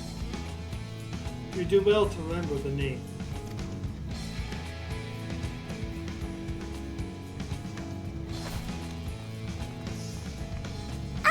I hate to interrupt, but I feel like I need to make amends for all the secrecy. Think nothing of it. We haven't been the most gracious of guests. Do convey our apologies to Growingway and the others. But of course! And when next we welcome more guests from Atheris, we'll have learned to be much more hospitable hosts. Oh, and circling back to the matter of inappropriate secrecy, we ought to discuss our benefactors. Agreed. The Charleyan Forum, yes? What? How did you know? The more I heard, the more obvious it became. The Forum's aims align closely with those of your anonymous patrons. A telling coincidence would be an understatement. Though had we not taken it upon ourselves to peruse certain restricted tones in Labyrinthos, we might still be unaware of their plans. But let us continue this discussion upon our return. I dare say we have kept Alphino and the others waiting long enough.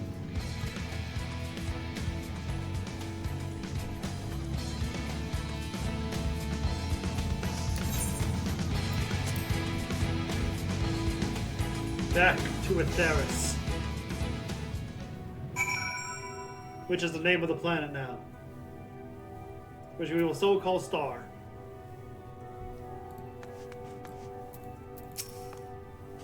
Nice to meet you. Name's Puddingway. Sorry again for all the trouble. We promise we'll be better. Honest. The others will be so happy to hear Uriaje is going to stay and teach us all about Atheris. We have to be careful not to be too distracted by his lessons. There's still maintenance to carry out after all. Well, that was all rather embarrassing, wasn't it? At least we're on the same page now. People and Atheris. We'll save both. Or at least give it a good try.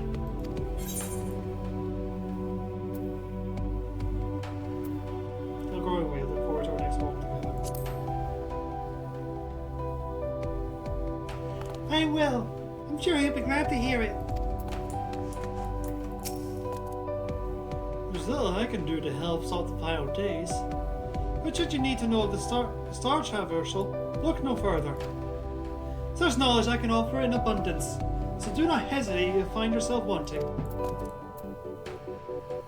I think this scene also really drove into me. Orianji is going to make one hell of a good teacher one day.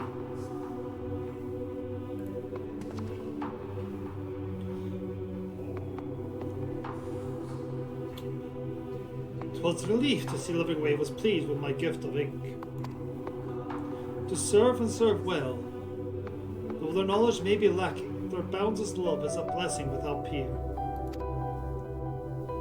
And it will be no easy task to prepare them for what must needs be done, but gladly do I embrace this duty, even if it doth necessitate that we both part ways for a time. Forgive me for my absence, but I have the utmost faith in you, and all our fellow Sirens. When next I return to Atheris, I pray I find you all good health and good spirits.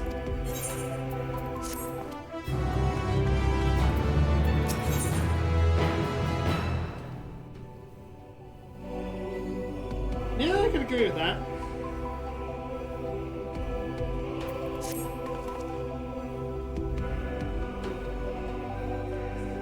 Like the Lapinets and Urianja's capable hands, we needn't worry about their affairs here in our absence.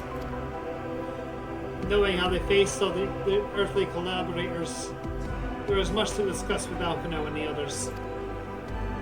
Let us return to the Tower of Babel.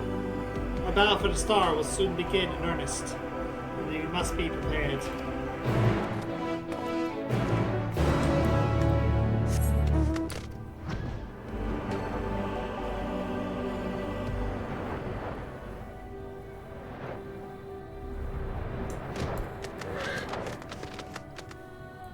Alright, let's stand here in the symbol of the Star Wars Empire.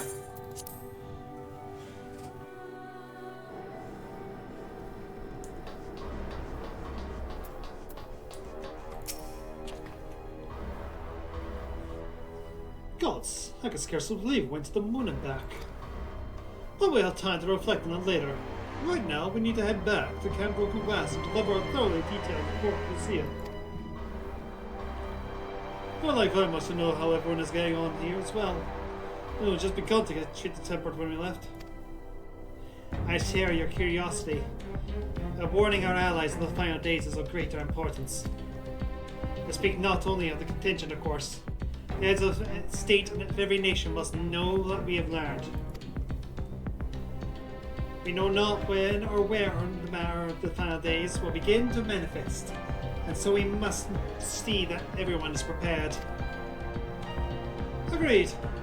Though we may wish to stress the importance of discretion, lest the public be sent into a public panic. Not that everyone's in a position of responsibility should be told as much. But bears repeat. Anyway, first things first, the Camp Broken Glass.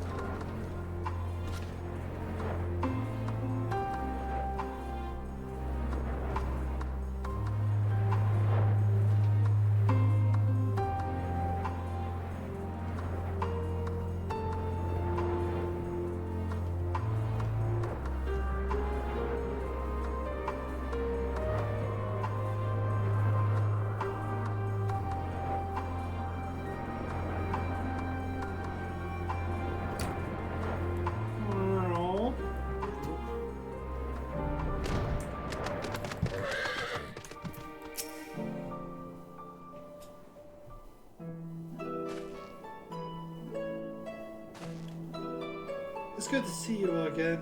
Well, again, no worse for wear for your lunar travels. We've done what we can for now, and believe me, we intend to tell you all about it. Before we do, will you tell us what's become of Garlemald in her absence? We succeeded in subduing the temper inside the Tower of Babel. We took many alive, but combined with those who are already in our custody, the number of receiving care has grown exponentially.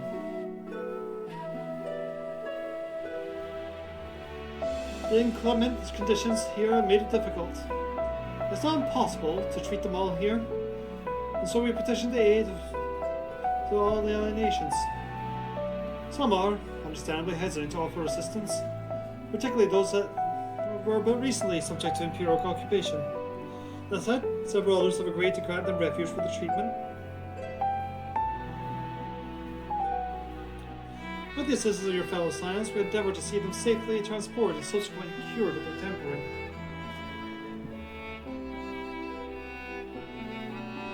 With all the temper to be relocated.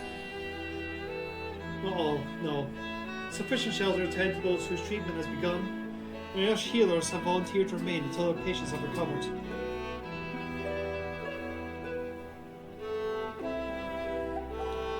Euless is one such patient, who is not yet fit to receive visitors. Should be told, it was a miracle he and those in his companies were not harmed in the chaos. Enough for Alphino and Alice's timely assistance, or dare say none of them would be with us today.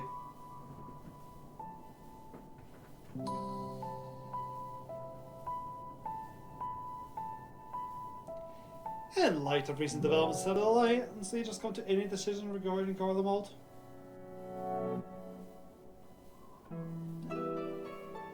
Given the tremendous ramifications of what's happened here, it'll take time to determine what must be done. In the meantime, they intend to work with the Eastern Alliance to keep close watch over the provinces.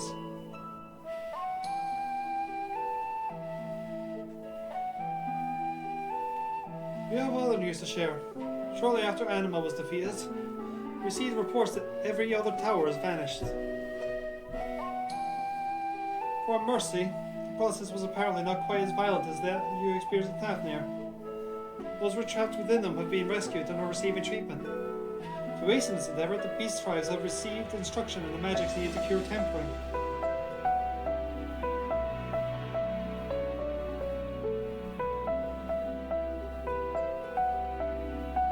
Master Matoya is no doubt thrilled that Mother Poxy afforded her so many visitors.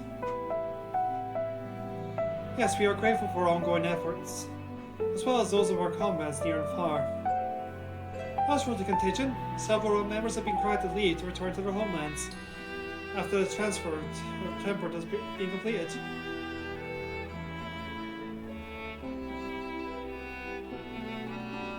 Lucia and I will remain along with a small force to continue aid to those here in Garlemald. The Empire may be no more, but those are yet those who call these lands home. I believe that accounts for recent events. So what of the moon and the Telophoroi? Oh, right, yeah, the apocalypse started.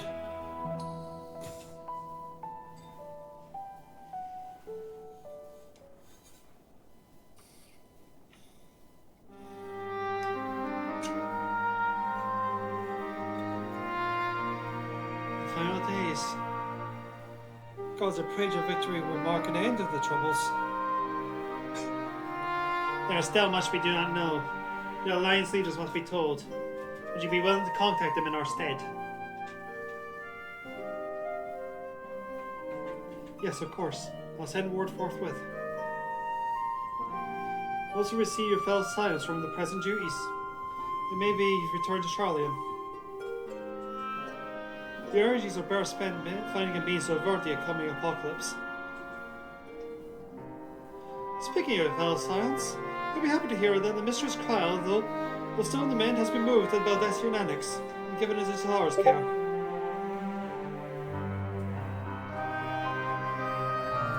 Thank you. I look forward to seeing them both upon our return. Let's be on our way then.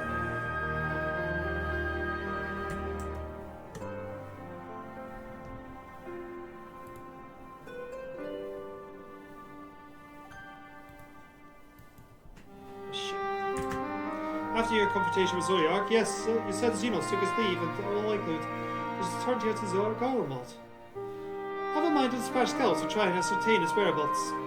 But first, wish to ask if you believe this is merit in doing so.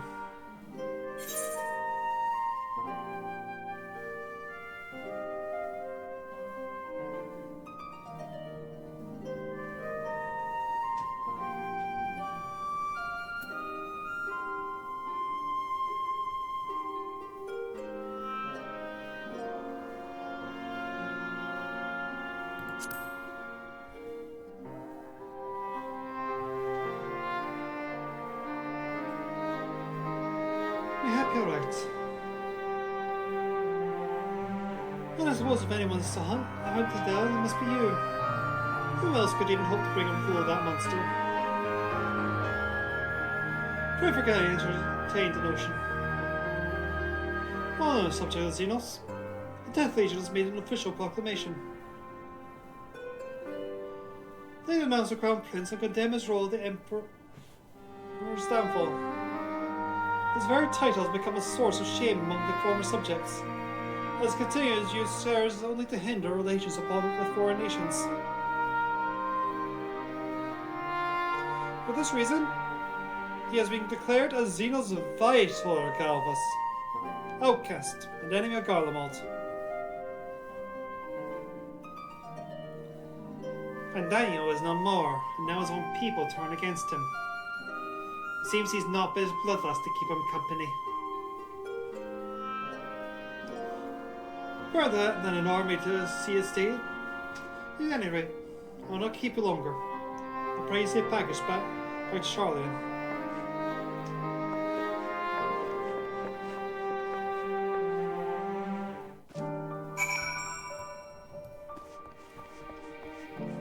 Oh God, am I?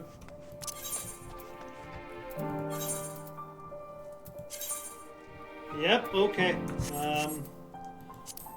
Two. Okay.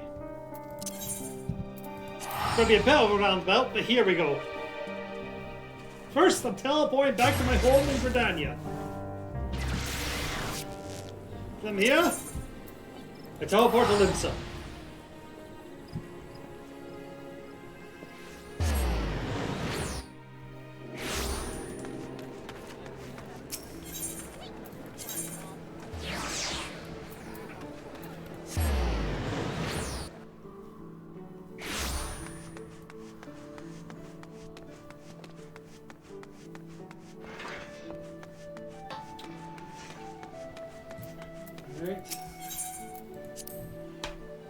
All that to save like 800 gil,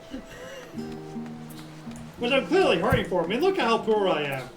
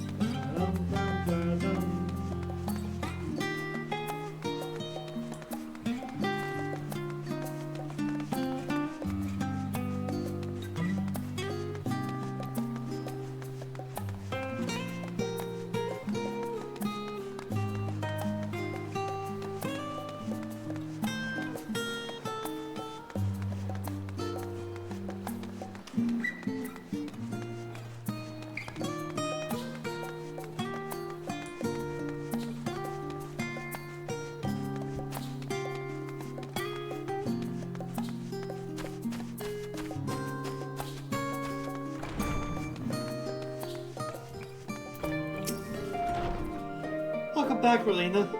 We were so terribly worried about you.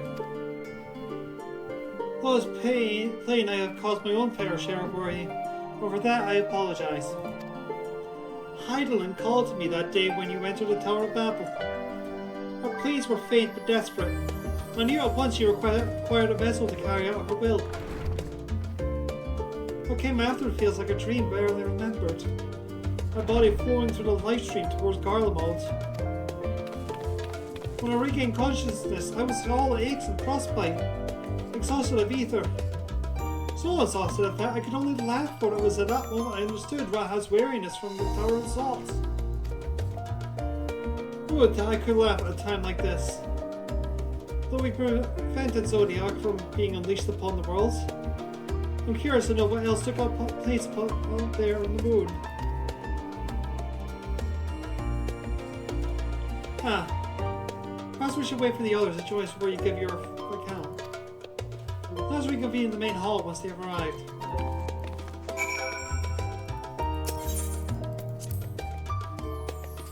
Hope chat's alright.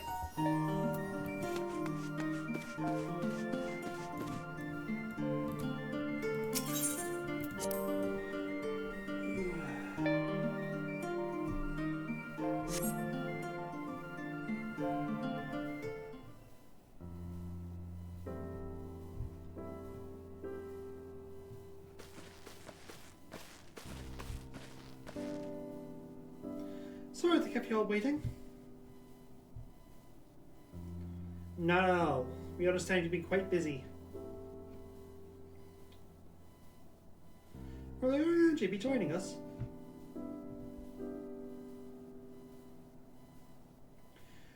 Duty keeps him away, I'm afraid. Doralina can explain why better than I.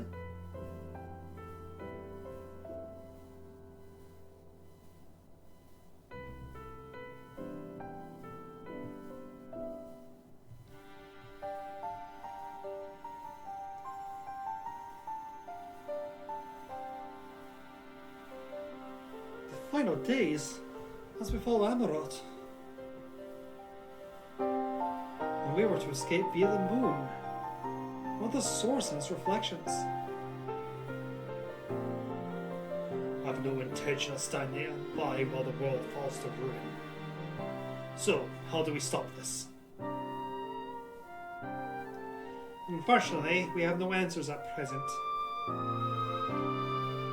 If the celestial currents have grown stagnant, as was the case in the time of Amarot, the solution would be to alter the flow of ether throughout the entirety of the star.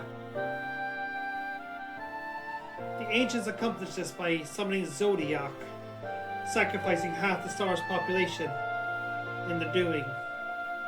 But it should go without saying that such a sacrifice cannot be done. Which leaves us with the daunting task of identifying the underlying catalyst for the final days, a feat which even the Amarotines could not accomplish. Unfortunately, we found no clues in Mare Lambatorum. There's still much we do not know about the catastrophe itself, let alone what may have caused it. The final days were marked by corruption of the Amarotines' creation magics, but we command no such power, which invites the questions. What havoc is in store for us? If we knew that much, perhaps we could draw upon some parallel with the events of the past, and thereby form some semblance of a plan. Mayhap we should start with the Forum, then. Having worked with the Loporrits in secret all this time, there's surely more they can tell us.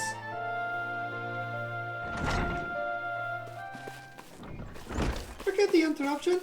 Divergent news. The Forum is holding a public assembly in the plaza outside. Some sort of announcement.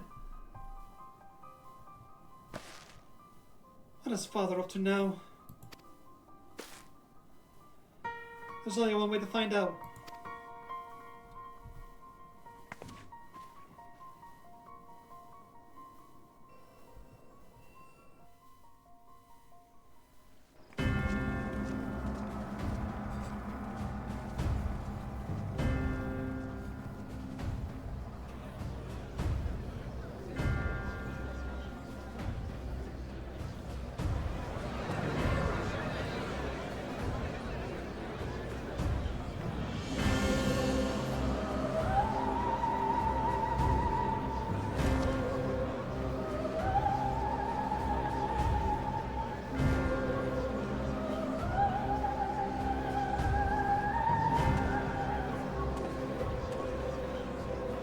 Order! Order, I say!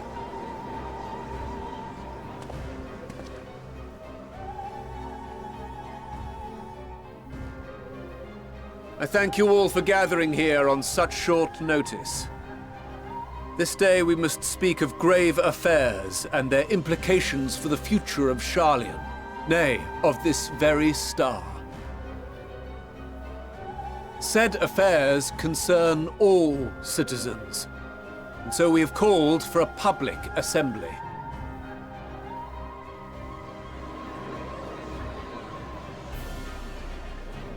You may have heard rumors of the Talopheroi and the havoc these madmen wreak abroad. Under normal circumstances, we would pay little heed to petty disturbances outside our borders. The final days, however, are another matter altogether. For we dare not ignore these prophetic words of Eld. The Endbearers will come, ushering chaos and calamity. The final days descend and devour the very star.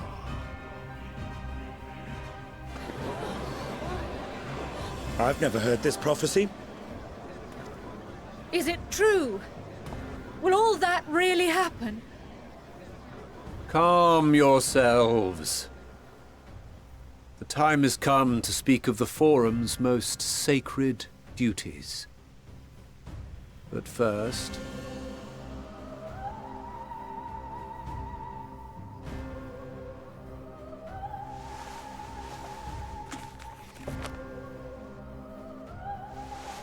Give voice to the voiceless.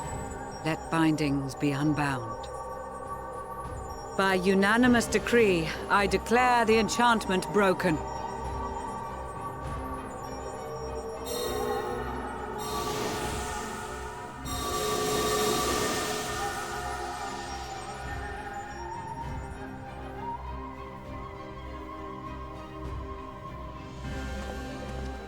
Master Leveilleur, if you would. Very well.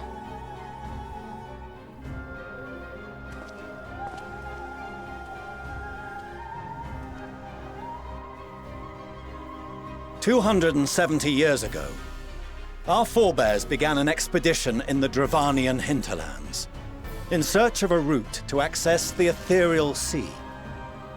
This much is public knowledge. Their findings, however, would become the Forum's most closely guarded secret.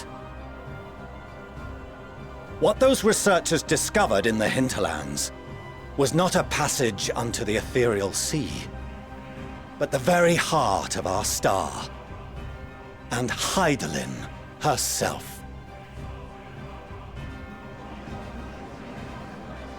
She spoke to them of a calamity that would extinguish all life, and of a means by which we might be spared. The moon.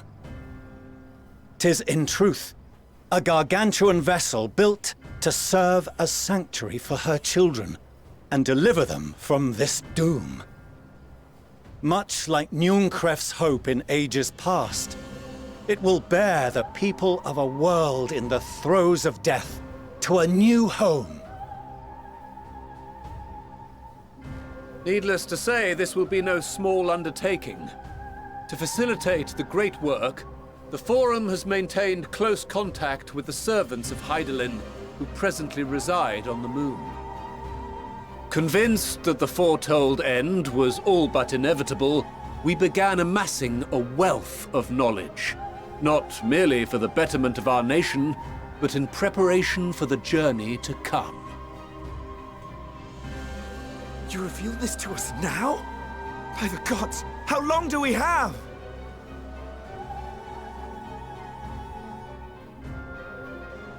While we cannot say with certainty, we believe the hour to be nigh. We received a transmission from the moon suggesting as much not long ago. Which is why we must in earnest begin preparations for the great exodus.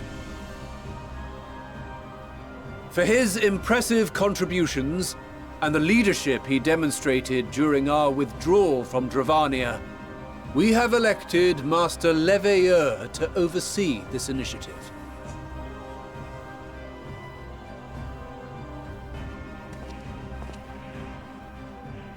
Fellow scribes and scholars, My countrymen, we face a threat of unprecedented scale.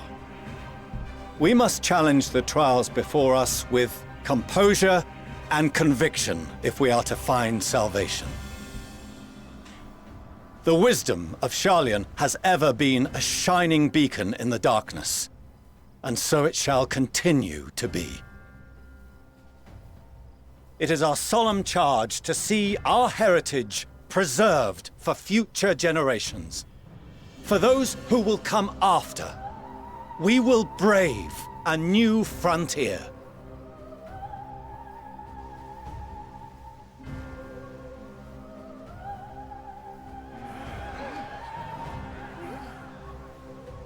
Administrative edicts will be relayed to all major institutions ere long. In the meantime, carry on with your duties. With that, I hereby call this assembly to a close.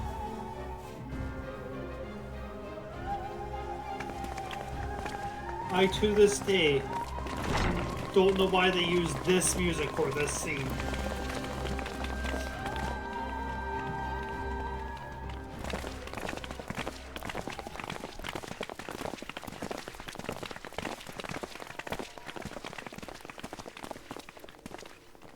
Do you remember what Mother told us when we visited home?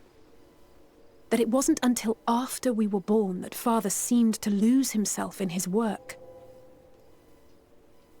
If that great work of his was the evacuation of this star, then...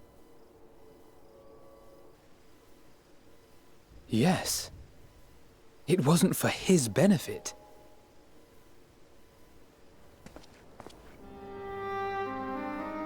Would you mind waiting here a moment? I wish to speak with Father before we leave. Like, yeah, exactly, Ori. That's the music that they use for, freaking Fothray over in Shadowbringers. Whenever he's about to do something really, really, really bad for us. It completely changes the tone of the context of that scene, because it makes it feel like we're just upset that we're not the ones revealing that the end of the world is happening. I just don't know what.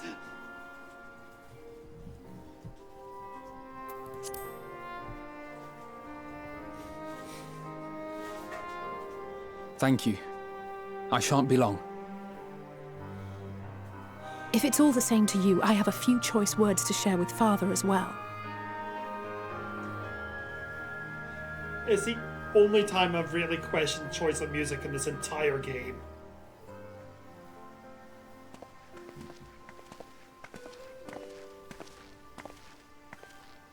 So, come to call us cowards and bid us join your fruitless battle against the inevitable. Nay, we do not object to the Forum's proposal. On the contrary, those who wish to flee have every right to do so. Urianger is cooperating with your associates on the moon to ensure that all is ready should evacuation be our only recourse. Then whatever your business, I suggest you be brief. Though we cannot boast the boundless wisdom of Sharlayan, we have first-hand knowledge of foreign cultures and have conversed with no small number of peoples. These experiences have taught us fundamental truths that cannot be recorded in any tome, nor charted on any map. The beating heart of this planet is its people, many of whom would give anything, even their lives, to protect the lands they love. Many may choose to join you in the end. But what of those unwilling or unable, for whom escape will never be an option? What would you have them do? To ignore the plight of those one might conceivably save is not wisdom, Father. It is indolence. This is why we choose to fight.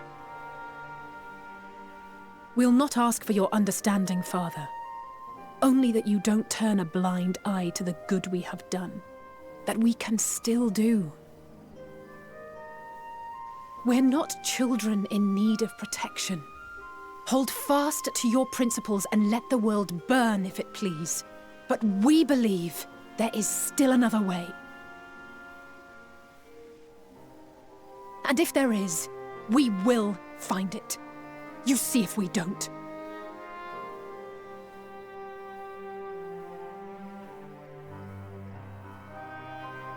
Do as you will. Just stay out of our way.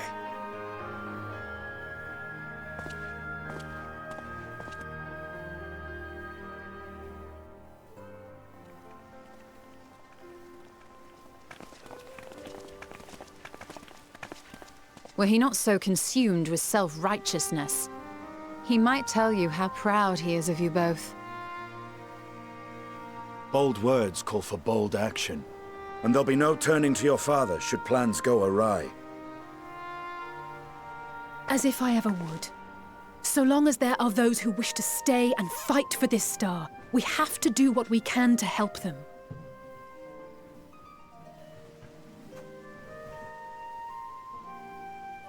And if we're to do that, we'll need to be well rested. Wouldn't you agree? And having triumphed over what we once thought to be the source of all evil, I can think of no one in greater need of at least a dozen winks.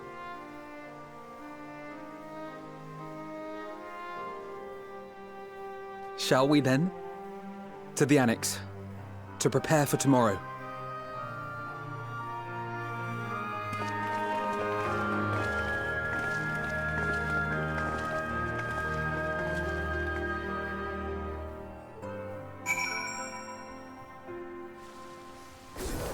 I said it is a good scene. I just wish I knew why they chose that song.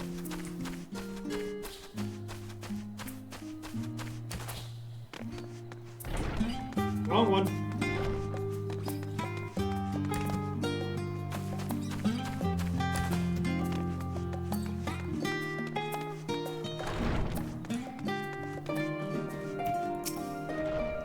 Carol tells me the foreman made a rather momentous announcement. So there's to be great exodus, is there? I reminded my narrow escape from the Isle of Val. The realization that we're running a mixture of relief and regret after. Why me? I asked himself. Why me? Why us? Why now? Why wonder? There's no use fretting over the cosmic mortality or the lack thereof. We're here, and we'll get through this together. And who knows? Maybe your luck will rub off and grant everyone a narrow escape. There's no harm in praying as such. Oh, better from my rambling. I'm sure you're exhausted. Your chamber awaits.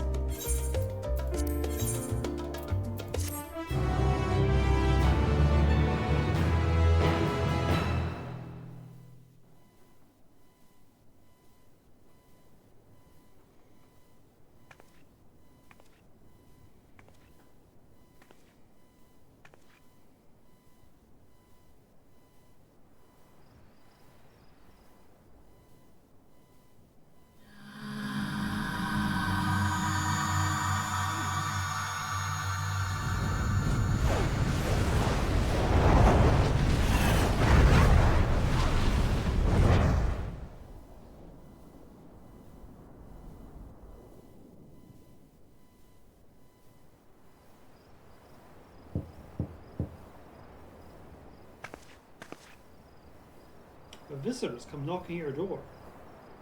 Whoever could it be? Who shall it this that is knocking at thy door? It's an Elfino, curious to hear more about how we faced on the moon. Is it Alice checking up on us after the Xenos' possession? Could it be Thancred just looking for a quiet chat with a friend? Could it be Y'shtola to share great secrets about travel and just speak? Or be it Grahatia, ever faithful friend? Ah, but what about Astenian? Could it be he who knocketh upon thy door?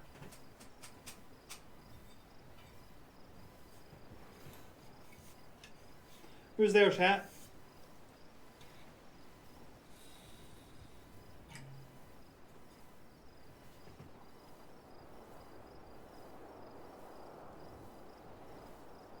Who be there?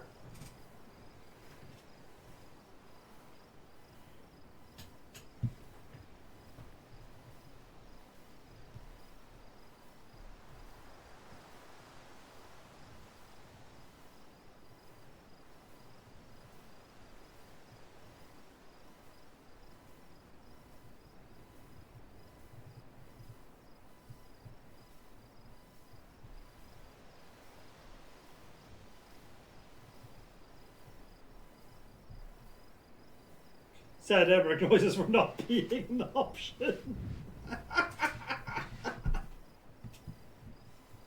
He just found out the apocalypse is happening. He's busy tonight.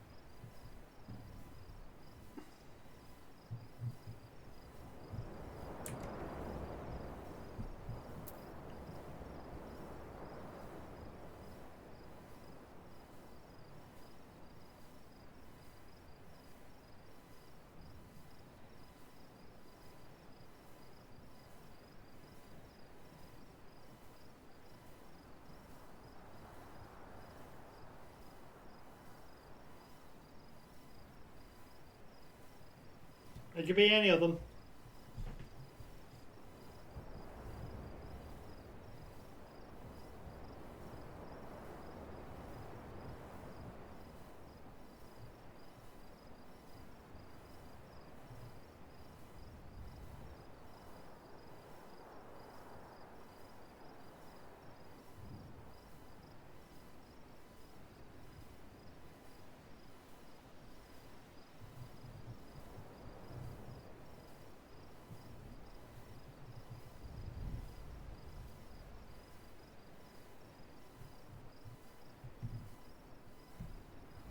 You choose a Stanian, alright?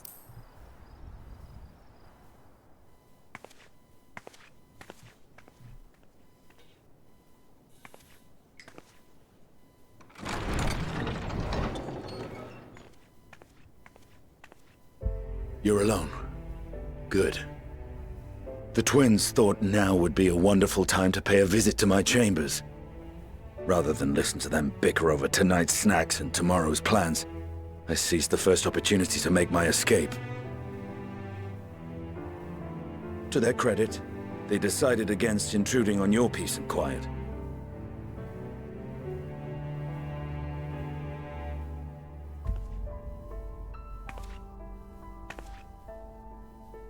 Can all be a bit exhausting at times, can't it? I wasn't sure what to make of you at first.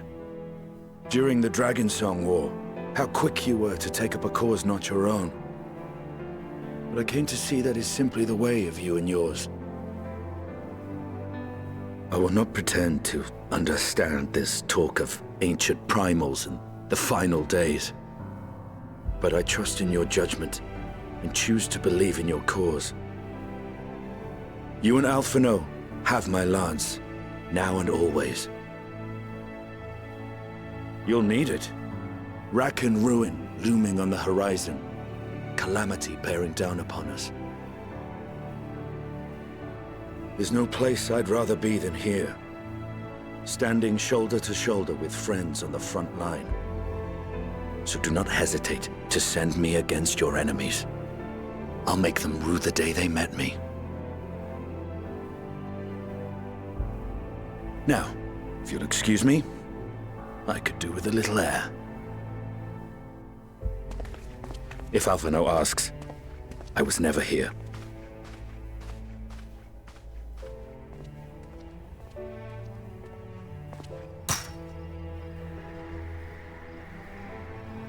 Until the morrow.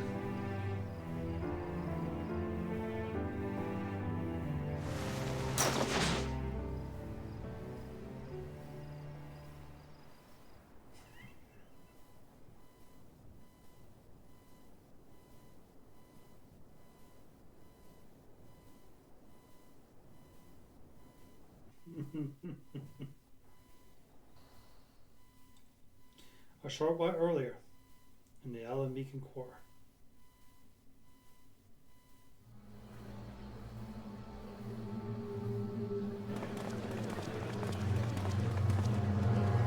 Oh, hey! Sharon! Thank the gods that tower is gone.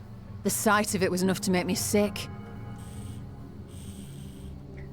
Thank the Ilsebar contingent, more like. Word is, they fought their way into Garlemald and toppled the bloody thing themselves. Not just the one, neither. All the towers have up and vanished. Aye, I heard the same. Commander Aldin and his troops helped keep casualties to a minimum, too.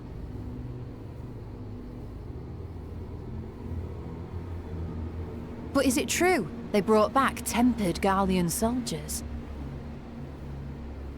As Commander Aldin tells it, they've a treatment for that now. But don't you worry. Cured or not, they've no plans to bring them into the city proper. I see. Well, that's a relief then. I know we've brothers and sisters among the lot, but I can't say I'm eager to welcome them home.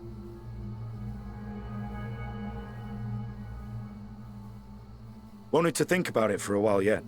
They're to be looked after in Alagana for the time being.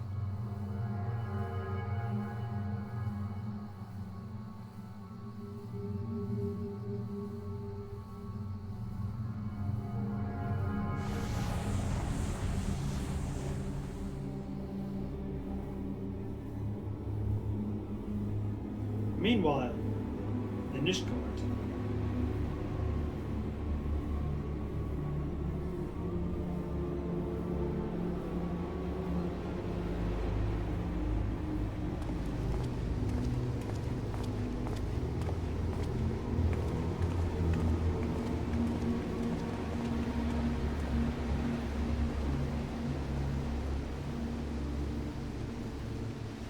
Another day, another commission of paramount importance.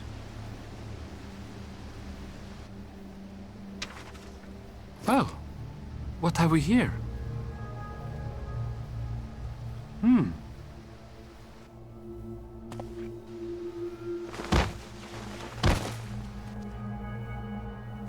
Hey, are you all right?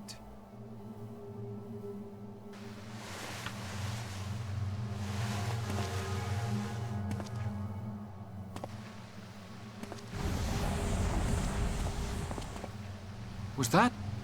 No. The shadows play tricks, nothing more.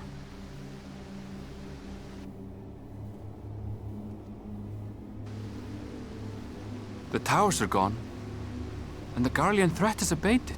And yet, why does it feel as though it's about to get much, much worse?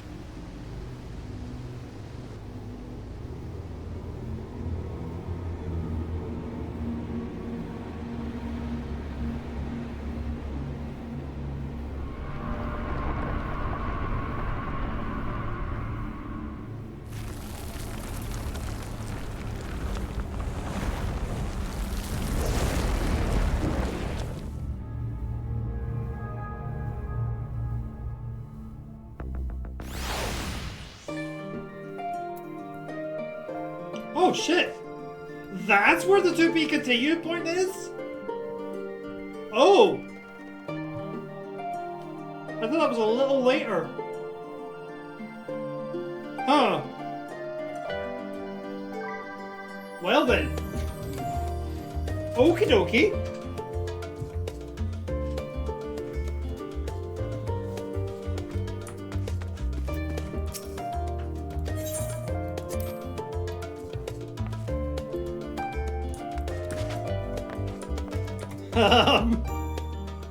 Quick question, chat. Before I do have itself, you made me narrator and didn't get me to continue to announce. Quick question. Do you quickly want to see what the others would have said, or do you want me to start part 2 right now? I feel like starting part 2 right now and then ending with the others might be a little better, or I might just save that for like a future stream in general. Actually, scratch this question in general. I'm just gonna say that for a future stream. Because,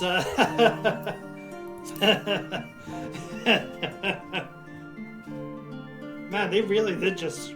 Fair enough. With the intent of thwarting Fandaniel's nefarious machinations once and for all, you defeated the god of darkness Zodiac, and in so doing, unwittingly played right into Yassian's clever hands. The coming end is now inevitable. The skies bleed and meteors rain. No hope can be found in the chaos. We can only keep walking onwards, trusting in the path of light.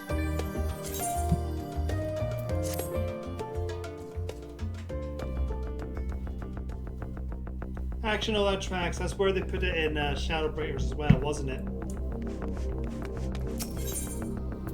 When Yomo attacks the Crystarium. And this sick beat plays.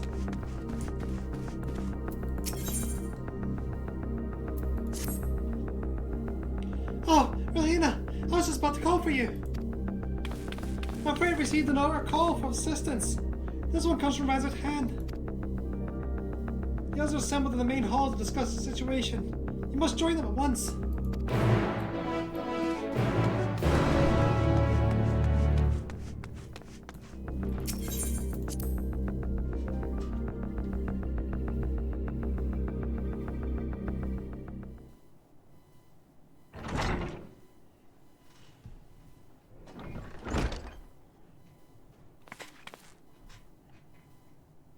Ah, there you are.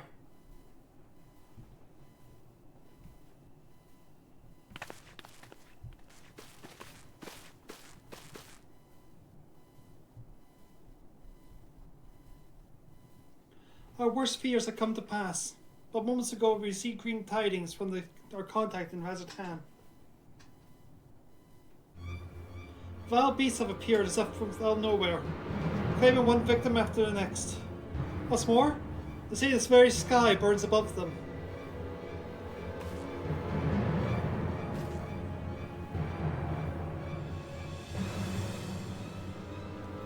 Good gods, are the final days already upon us? It appears so. Sadly, that is all the information we have at present. No doubt the people of Razatan are busy fighting for their lives.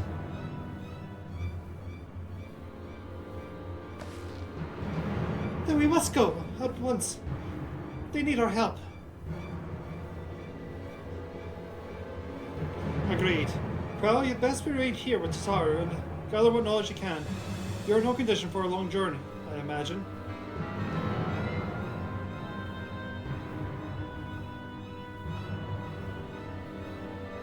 Very well. Similar phenomena may have been observed elsewhere, and if so, we must know about it at once.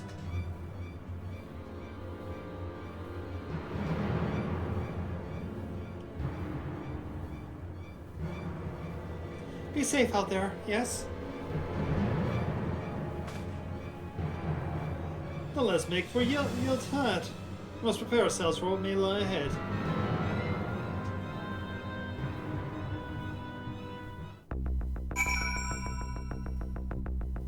Also, yes, that scene of Zara walking about in the streets of Alamigo is all we see of him in this expansion.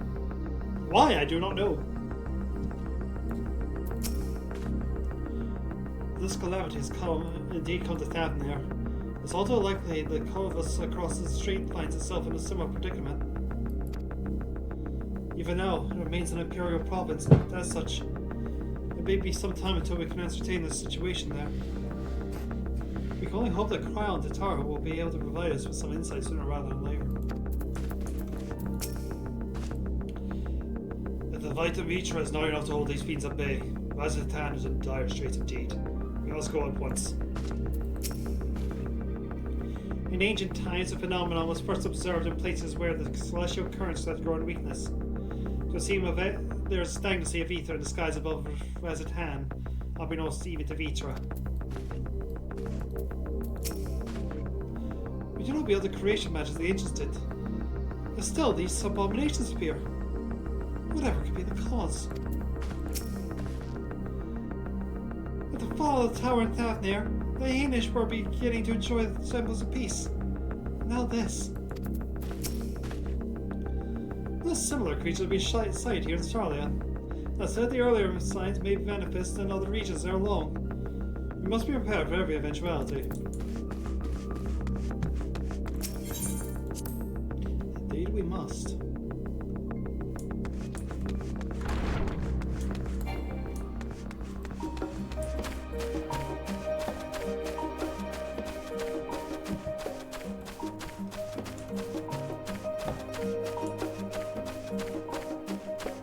Alright guys, I need you to throw me into the apocalypse.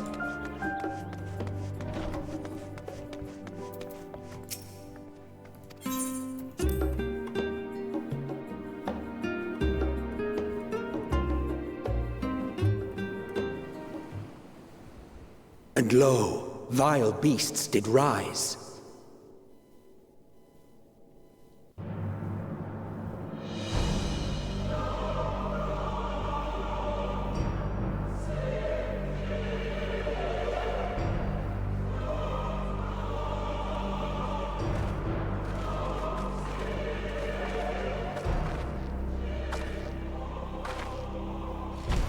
Leaving naught in their wake but blood and ash.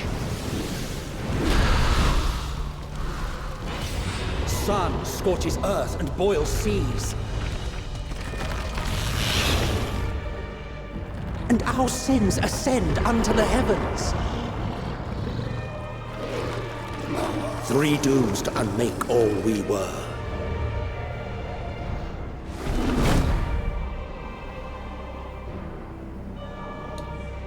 Alright, summoned to chaos. The sky burns. The final days are truly upon us. My friends, I trust you have heard the news. We have. What can you tell us of the situation, Your Excellency?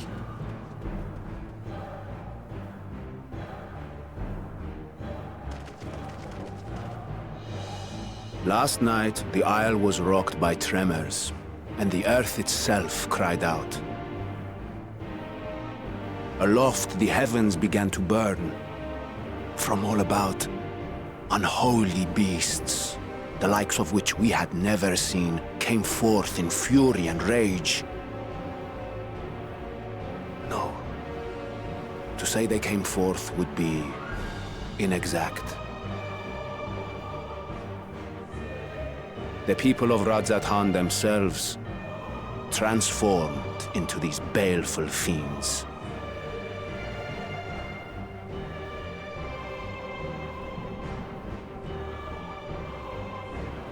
Though the phenomenon was observed throughout our lands, the first creature, the largest and most dreadful of the lot, wrought havoc upon us here in our fair city.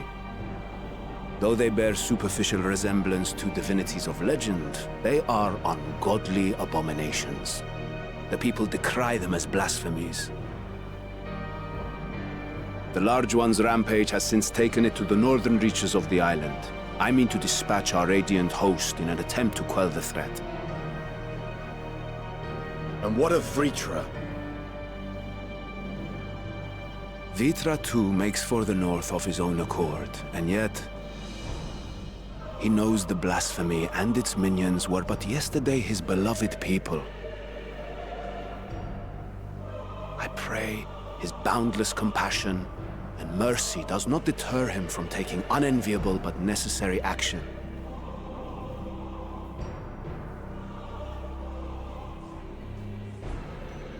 Understood. I ask that you allow us to aid you in quelling this threat. You would risk your lives to help us yet again? I have no words to express my gratitude. Our regiments approach the north from several directions, with a number of units set to depart from the docks of Yedlimat. They will make landfall in an area of dense jungle, where one can expect to encounter dangers even beyond the fell beasts we hunt. I leave you to your preparation. You will find me at the docks when you are ready to depart.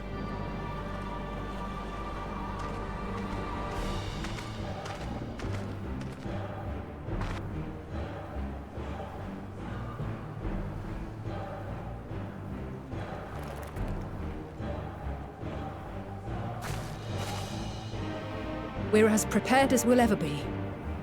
Let's go.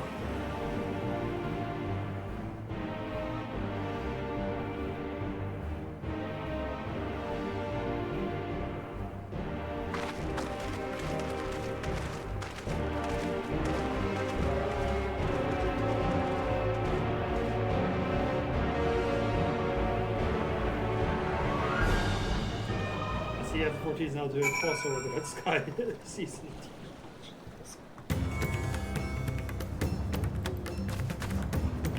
What?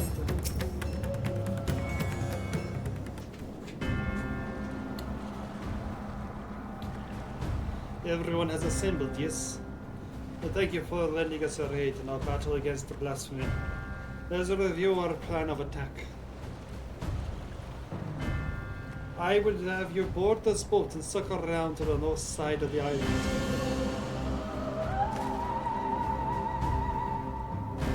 There, you will find a dense jungle we call Van's Plain. There's a sacred wood, come to many temples and a number of villages. Mitra and the Radiant Host have gone there ahead of us. I ask that you join them. And do all in your power to destroy this blasphemy.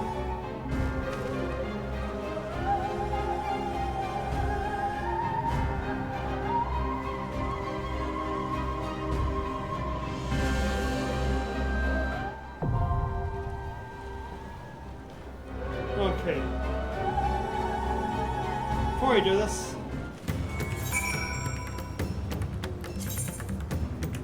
actually,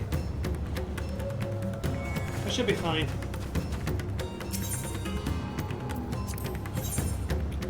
Right.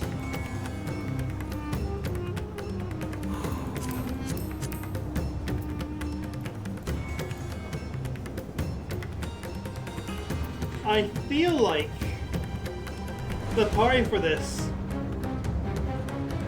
I stand ever ready. Right then. 'Twould be a pleasure as always. Is this. And you'll understand when we get to the... not the next dungeon, but the dungeon after this. The next one.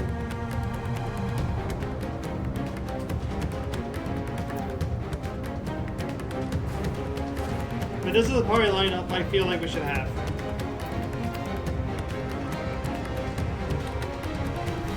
We need to have Alfie or Graha in this party anyway, due to the fact that we don't have a Rianji. Oh god, no, it's me. Oh, that's the gods.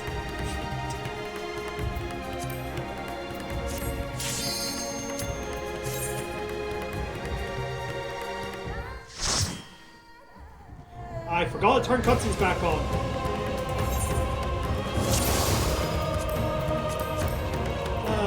And you know what? Because of that, try that again.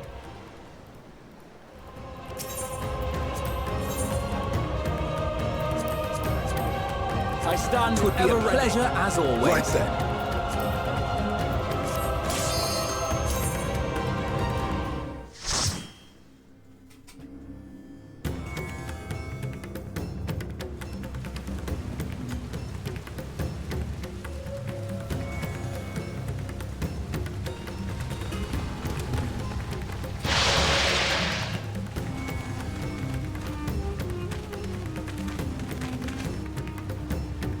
This is actually the dungeon I've done the most for, Mendwalker.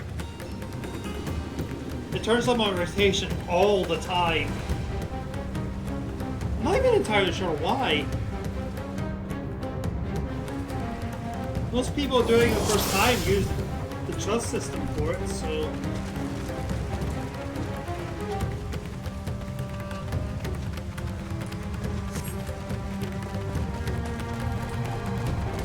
Might be alpha pieces.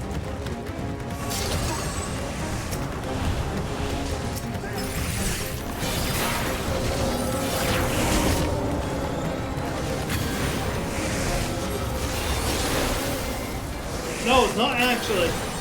This was pretty straightforward.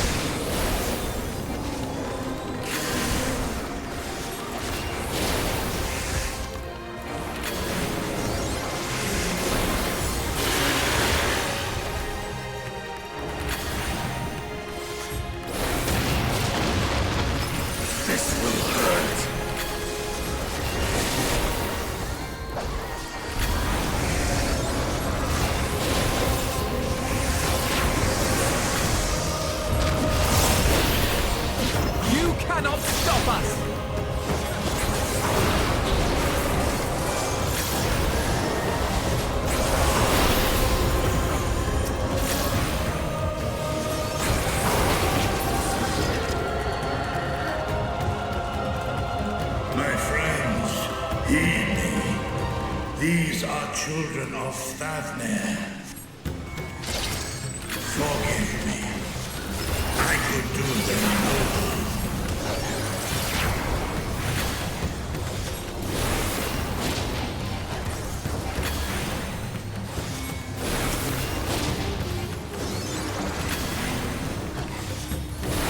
You cannot stop us!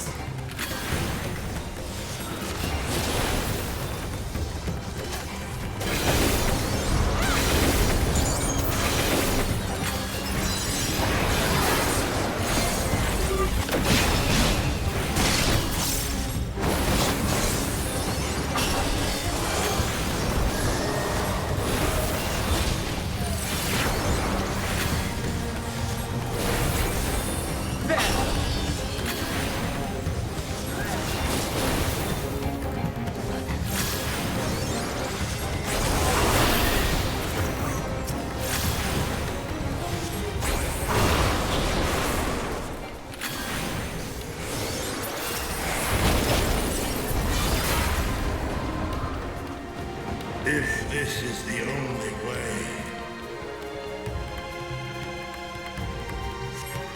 I shall silence the beasts of the air. Pray continue onward.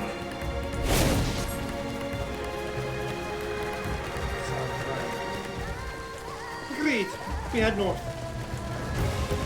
Also, by the way, the weather right now is the apocalypse.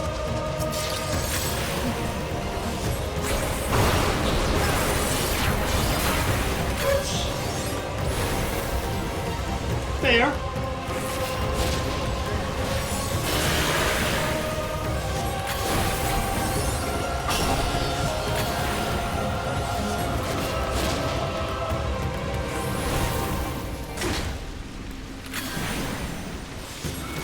Did you ever do anything more though? Yeah, exactly. You underestimate me. Fire. Everything on fire. People turning into demons of chaos.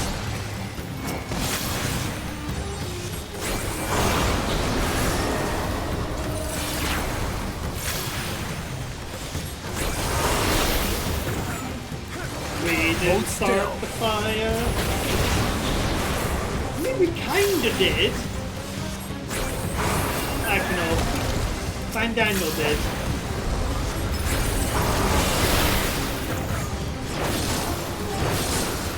I mean, what else would I call this? Look at her! Before her body fades out. Lights up a hot signal.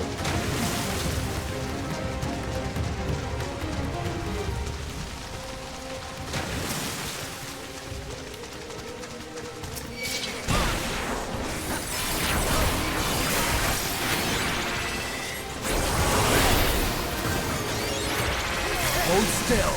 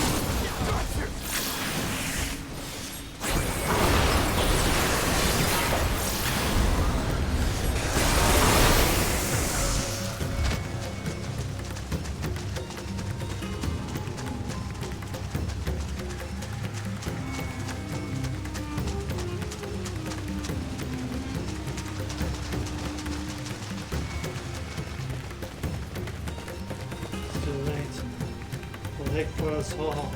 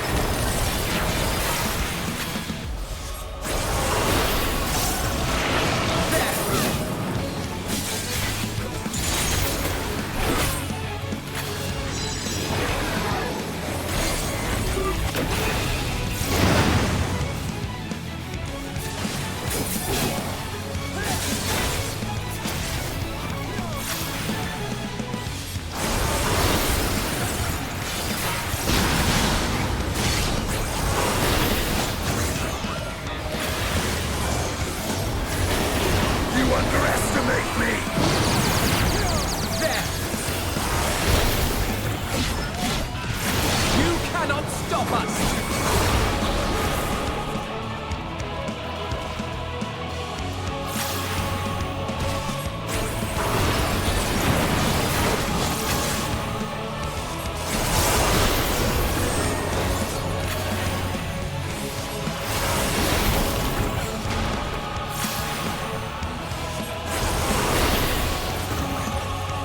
I love this part of the song.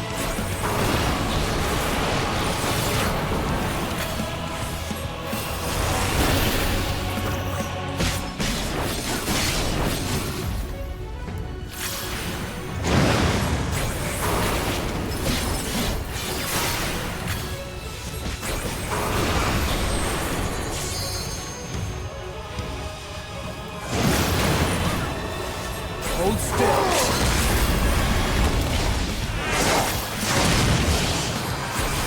Something special for you.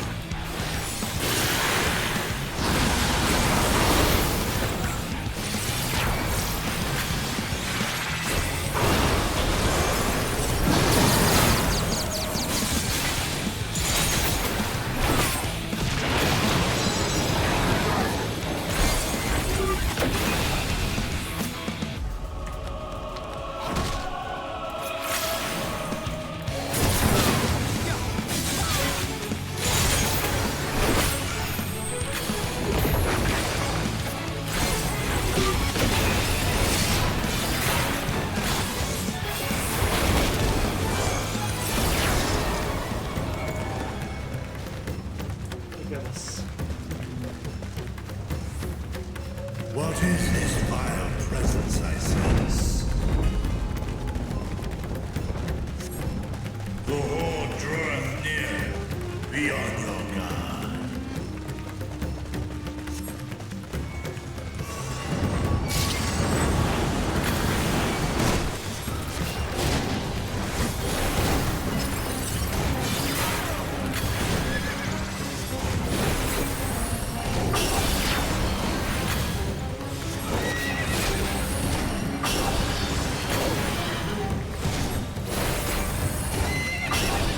You cannot stop us!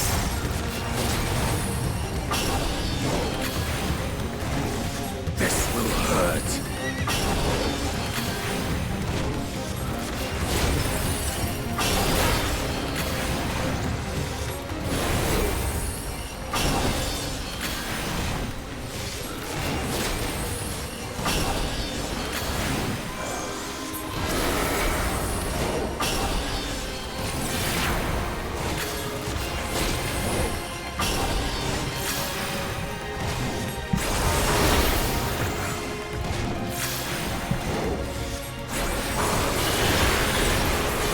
Allow me.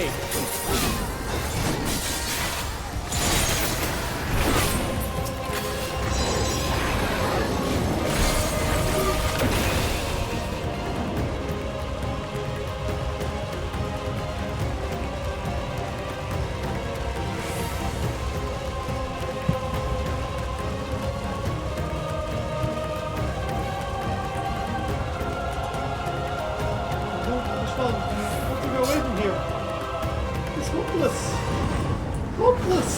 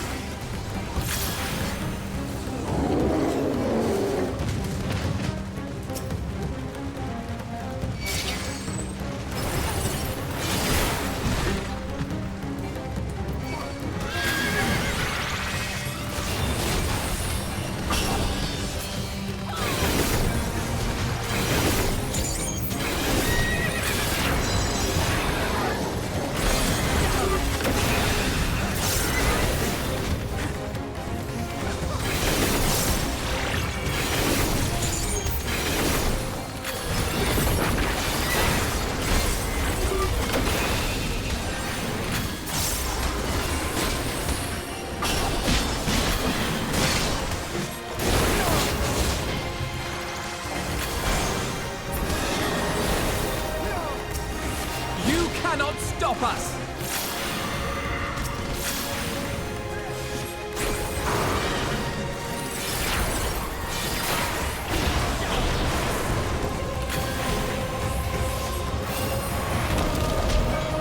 Allow me.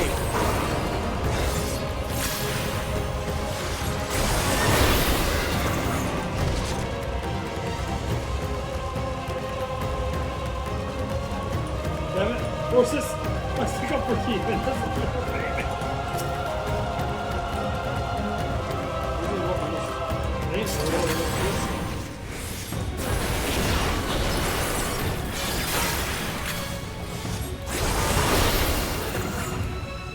Oh, hey! A giant face hugger!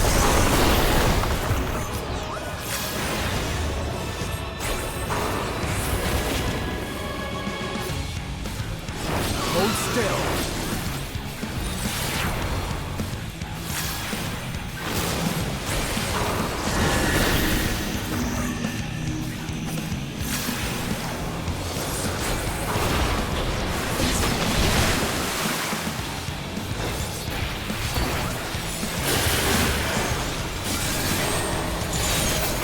Hold still.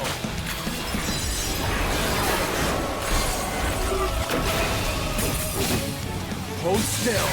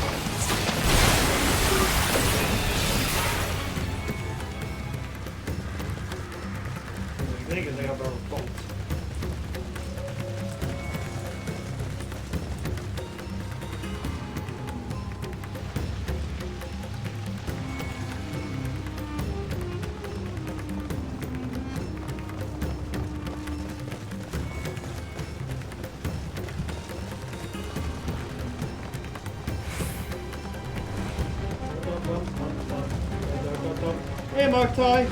Oh, I'm okay. Welcome to the apocalypse.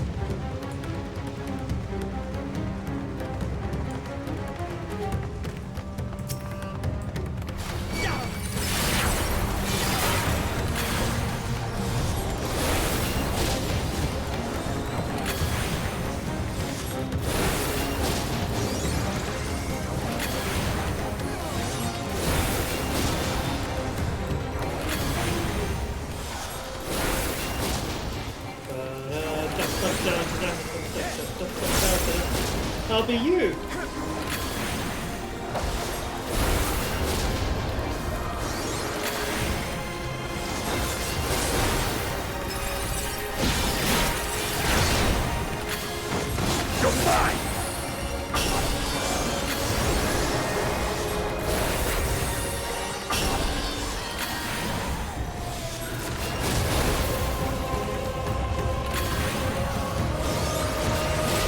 Hold still.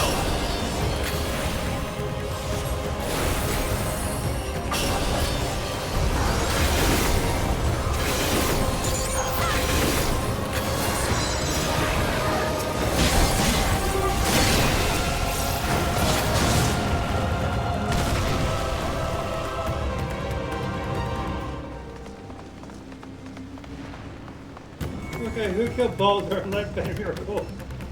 Well, that's good. So, I guess with that metaphor, we killed Baldur?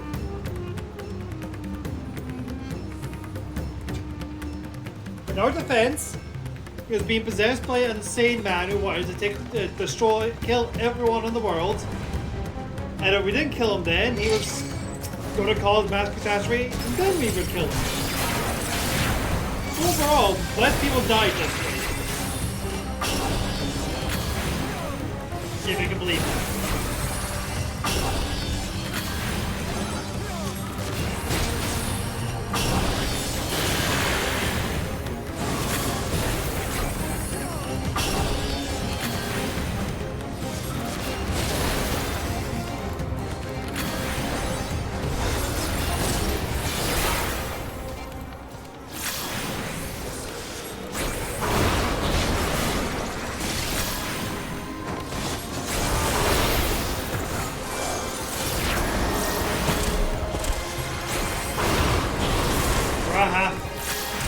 Thank you.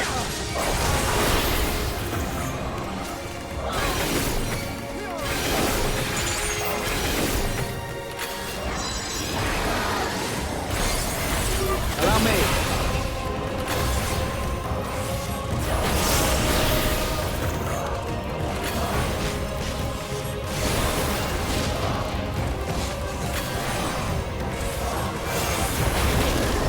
Hold still.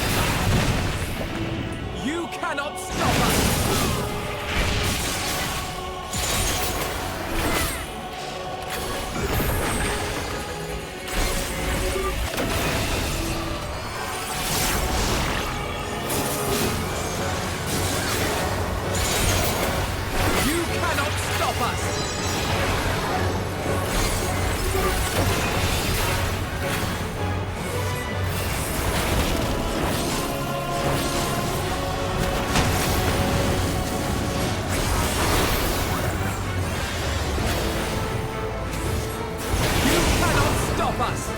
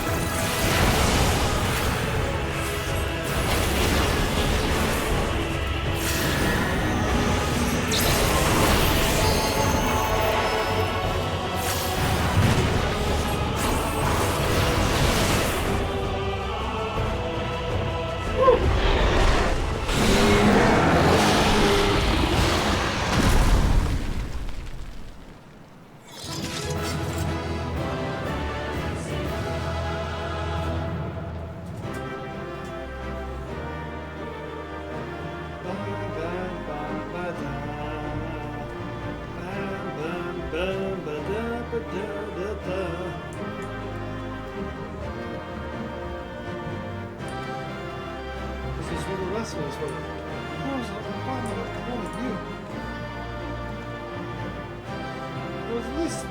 Was the worst of them. Nope, it's worse enough. Need to risk Bruce. Stop playing disguises. I see no trace of the person who once was.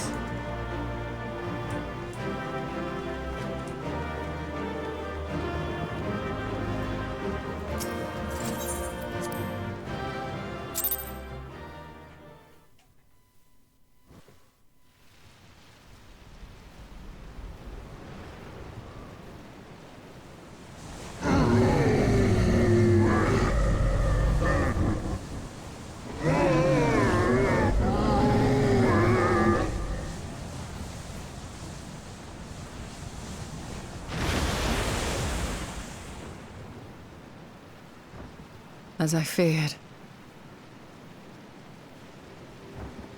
What is it? The beast was there, and now it is no more. Yes? Indeed. We saw it plain. But you didn't, did you? I saw nothing. Not the blasphemy that perished here, nor the other men turned beasts. And because of this, I now see all too well. There is no ether. Where the creatures should be, I saw naught but emptiness. Emptiness? But that would mean... Recall the words of the Watcher. 'Twas a stagnancy of ether, a cessation of flow, leading to decay and absence, that led the ancients to conclude their star was dying. This is the same phenomenon. The instant these people are seized by the transformation, their ether begins to rot and crumble away like dried mud. Until, from their corporeal forms to their very souls, naught remains. But the beast spoke with its dying breath. Surely at least a sliver of the man it was endured. Mayhaps so. But even if the process was incomplete, it was little more than a faint residue. God be good. You're saying they cannot be saved? Not by any means known to me. Or by any means at all, like as not. For there is naught left to save.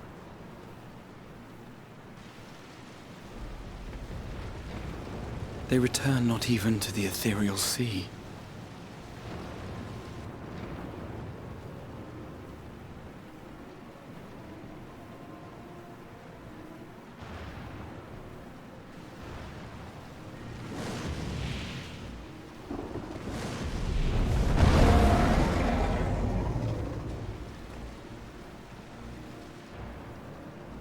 The beasts rage on, their hunger insatiable. Even deprived of their master, they perpetuate his legacy of hate.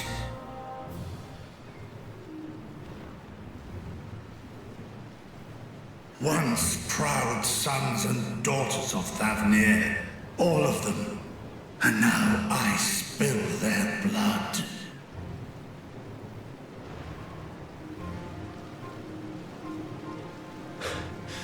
Vitra, my friends, I am heartened to see you safe.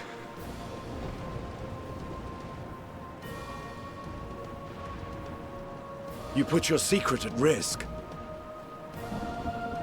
Those closest to me already know the truth. A truth I must now share with one and all.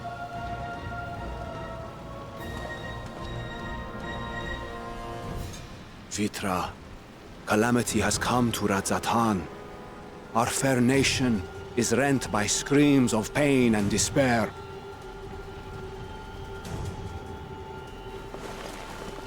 More than ever, we require a strong leader to shepherd us through the storm. Reveal your true self to our people, Vitra, and guide us to salvation. What madness is this, Aiwan? Thou dost forget thyself. Were we to reveal our duplicity, it would do naught but foster confusion and chaos. Nay, I shall remain the Satrap's loyal ally, and do battle with the beasts. Easing hearts and leading the people to safety is thy task, and thine alone.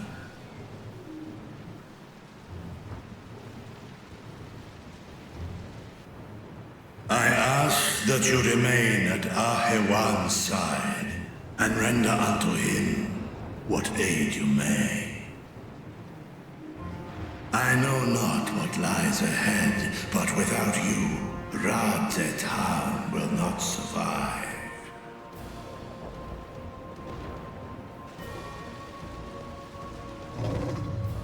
Take me with you. I am as at home fighting in the air as I am on land. Take me with you. Were my words unclear? I require no assistance. Thy place is at Ahewan's side. Estinian, here.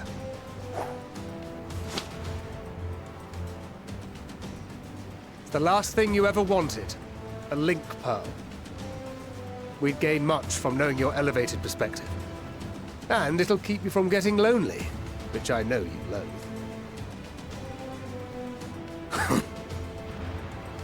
You heard the man. Seems I'm coming with you after all.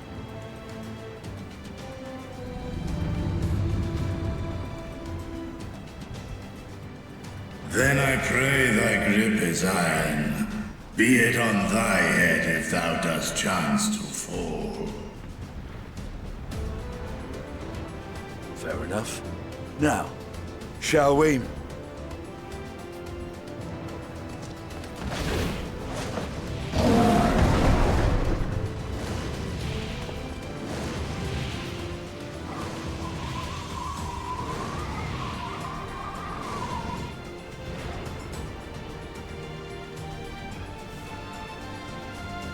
I fear it is as Vitra says. We will not survive this on our own.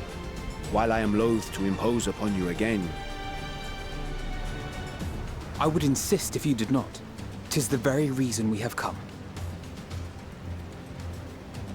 Then once more I find myself without words to thank you properly. Let us return to the capital and plan our next course of action.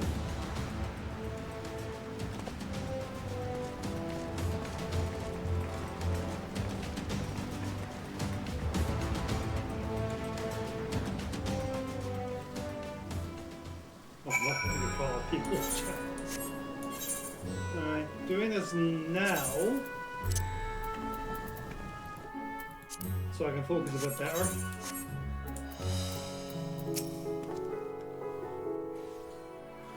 Oh life ascended death. Yet death in turn gave birth to a new life, such as the flow of ether. To think that natural cycle could be simply cut off. The very thought makes me shudder. Worry not. I can see your ether and that of our companions. We have not suffered the fate of those unfortunate souls.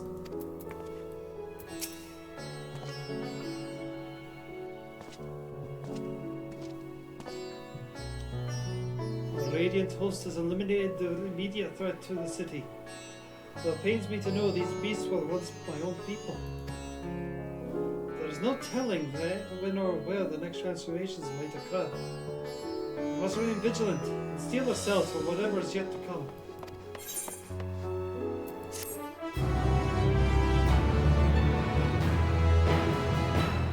Like that man, we probably should follow him. That seems to be important.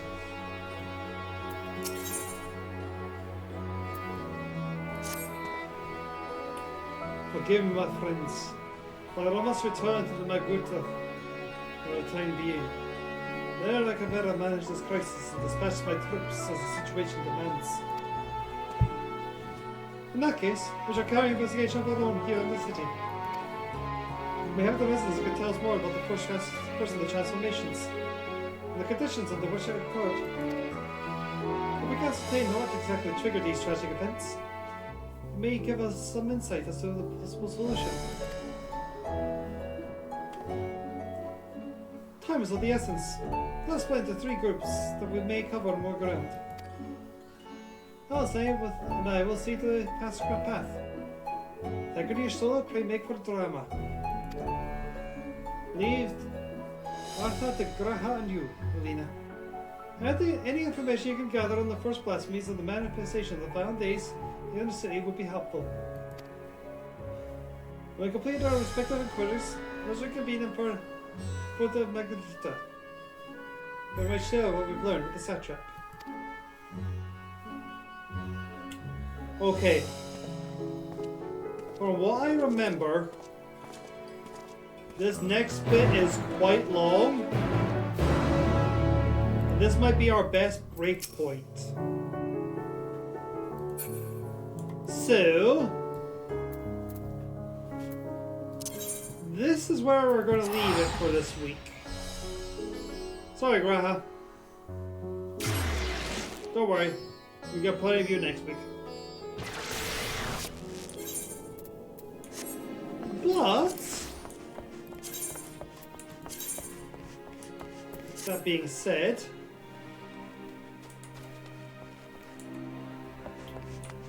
I can do this now.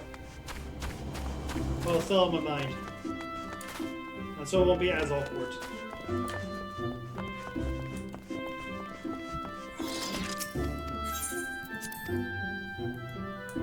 Let's just end up with the other possible conversations from the journey that we could have had. Would it be do?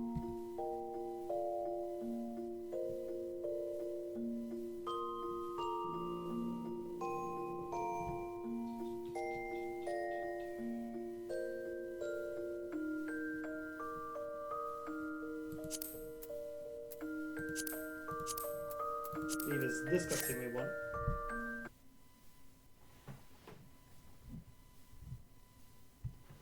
Nope. It's this one.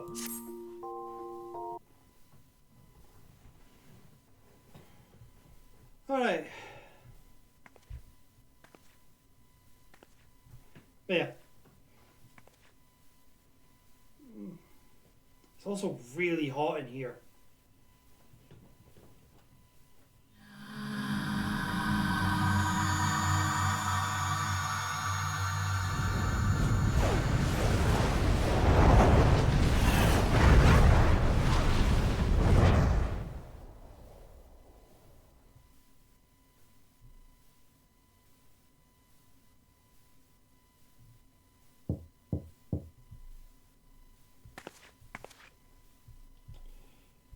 Mainly doing this compared to when it was in Shadowbringers purely because these are all really good scenes.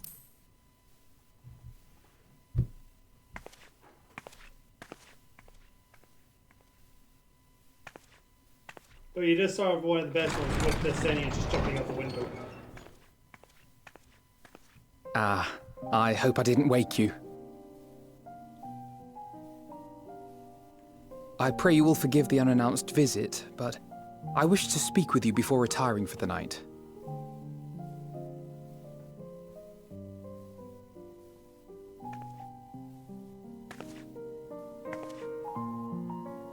About Garlemald, and the time we spent with the people of Tertium. Dangerous though it was, I'm glad we had the opportunity to treat with Eulus and Quintus. I was worried what might happen after we were collared. If they attempted to restrain you too. If they succeeded. Once more, I put you in harm's way, and for that I must apologize. Or rather, I should thank you for trusting in me time and time again. After all our journeys together, I dare say I've used every expression imaginable to convey to you my gratitude. Nevertheless, I hope these words of mine still carry some small weight. Tomorrow, our fight continues. Mayhap it would have been better to seek you out after we have true cause for celebration. But having mustered the courage to stand up to Father and achieve a personal victory of sorts, I wanted to carry on in that spirit before my nerves got the better of me. The hour grows late, and you doubtless tire of my ramblings.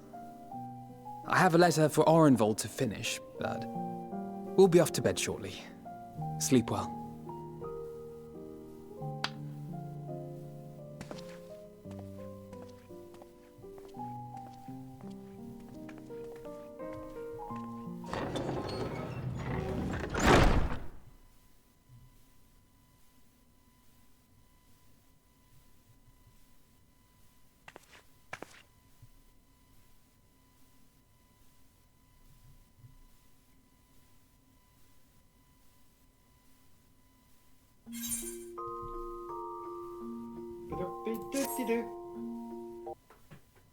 One down. Well, two down.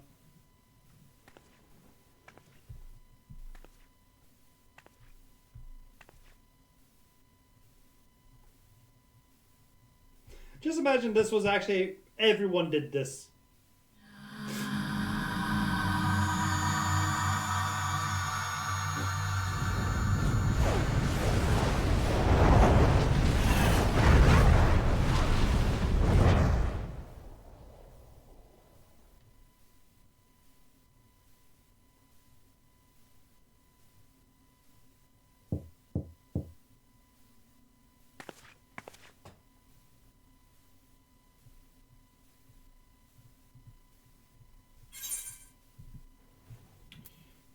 Let's see.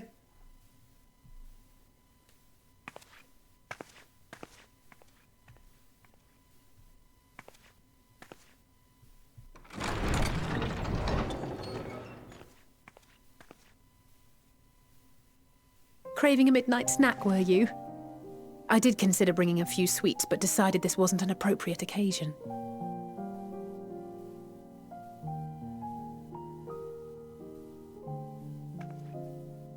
I couldn't sleep.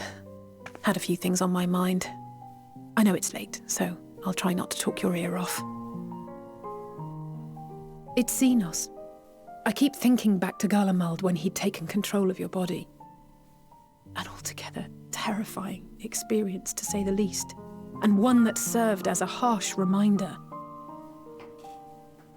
No one, no matter how strong or quick or clever, is invincible. Not even you. And as much as it might seem at times that you are, one misstep, one mistake, and that's that.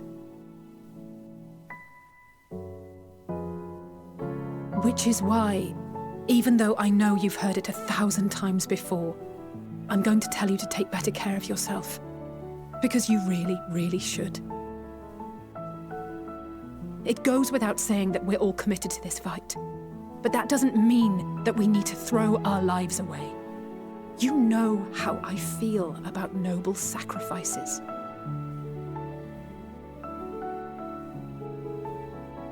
Right, that's settled. We'll be keeping the acts of gratuitous bravado to a minimum. When I looked father in the eye and swore we'd find a way to avert this tragedy, it wasn't a promise just for him. It was a promise for you, too.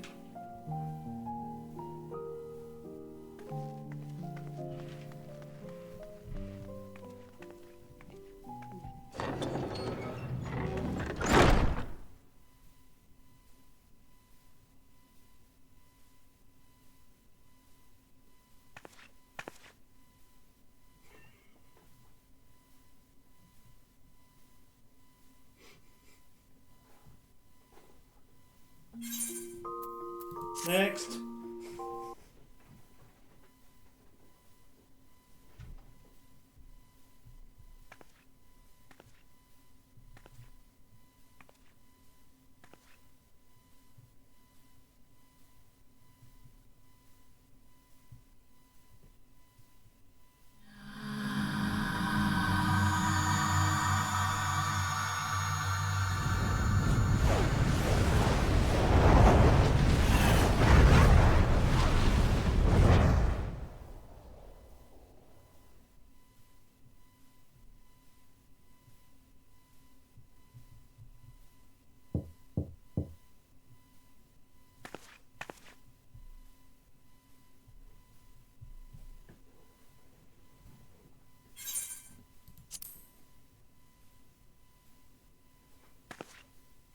Now, granted, this is probably the most random person to do this.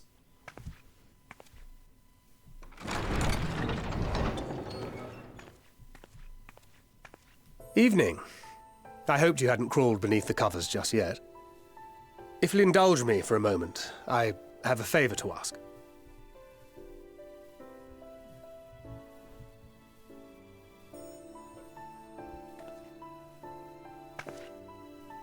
Don't worry. Nothing desperate or dire, if that's what you were wondering. Not yet.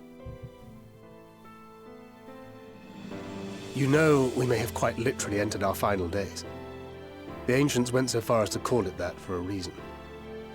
If so, then everything we did for Reen, for the first, will have been meaningless. And I can't accept that. I just can't.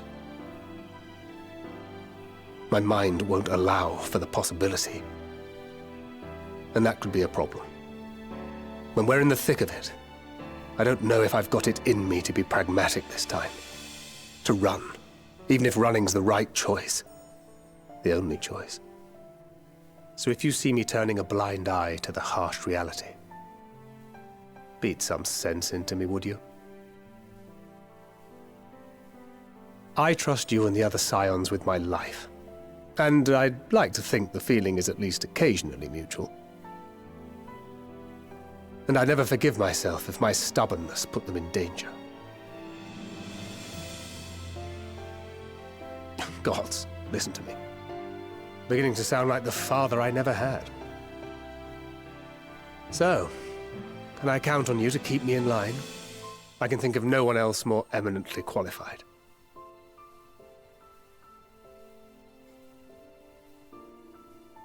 Excellent. Now I can breathe a bit easier. Which isn't to say that I will, given what we're up against. Let's keep this little chat our secret.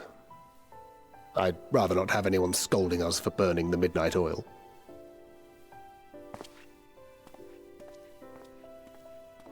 Bankrupt. If it came to running, I don't think anyone would blame you for going back to the first.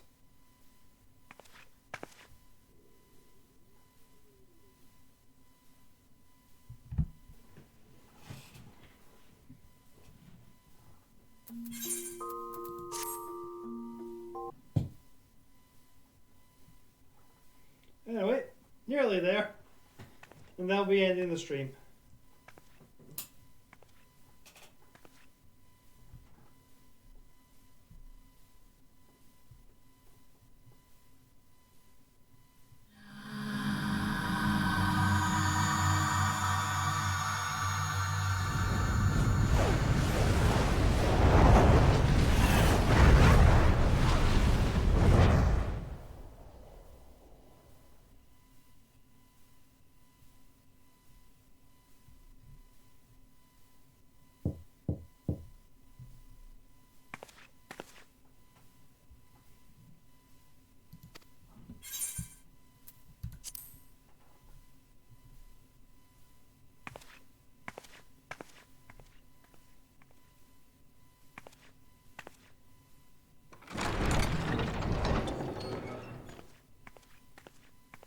You're still awake. Good. Might I trouble you to stand still for a moment?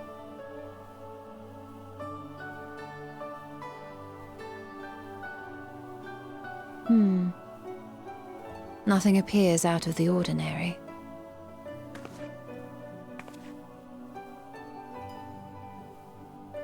A precautionary measure. You will recall that serving as a vessel for abundant light in the First very nearly ended poorly. In your recent battle on the Moon, you were almost certainly exposed to similar, if not greater, forces. Fortunately, from what I can see, you and your ether are none the worse for wear. Would that Reen were here to confirm my assessment. To think you actually found yourself in a direct confrontation with Zodiac. As if Xenos gallivanting about in your body was not misfortune enough. Did you so grossly offend every single deity in a past life that they saw fit to place a curse upon your soul?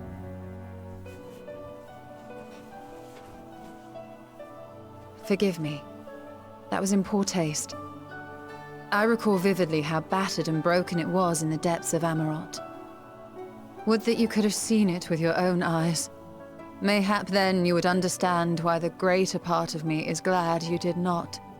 It was a horror beyond description. Promise me you will be careful, that you will seek my counsel if you feel unwell. That puts my heart at ease, if only a touch. I suspect it will grow colder as the night wears on, so do be sure to stay warm. Sleep well. May the shadows keep you.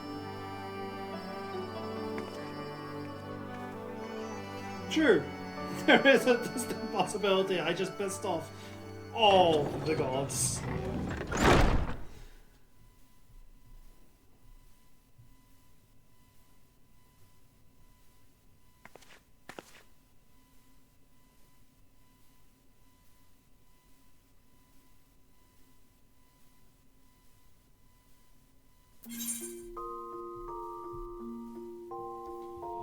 And finally, the other cat.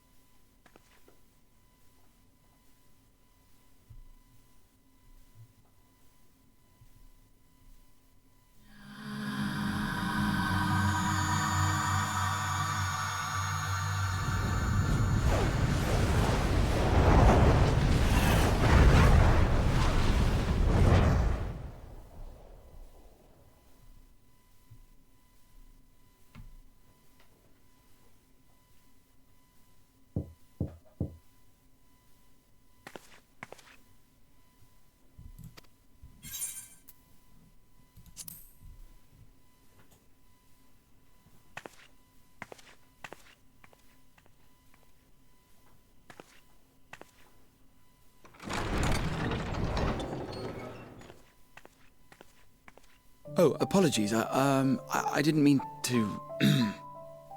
If you could spare a moment before bed.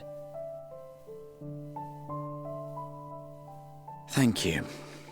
I fear this may be the last quiet night we have to talk for quite some time.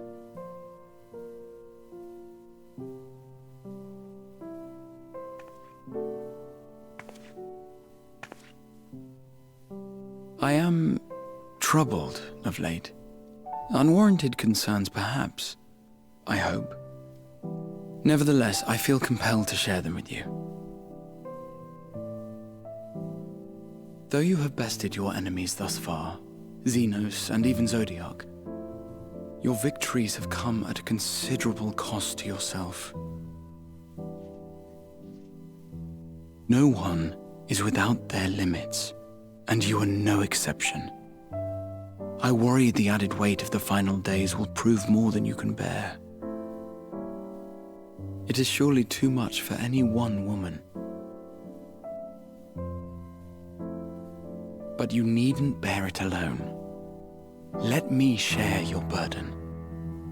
My, carrying capacity pales in comparison to yours, but I could still help. Shoulder the occasional satchel from your ever-growing mountain of, baggage. You have already done so much to help relieve me of mine own encumbrances. 'Tis only fair that I repay you in kind. Of course, it needn't be only troubles we share. Moments of joy may seem few and far between now, but there will come a time when we look back fondly on this journey. The inquiry at the Forum, our march through the snows of Garlemald, our impromptu dinner in this very room. All of it. And that is to say nothing of the journeys yet to come. To the ends of the world and beyond.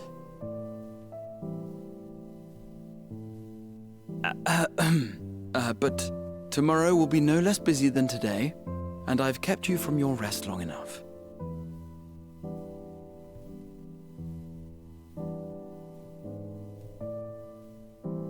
Sleep well, my friend.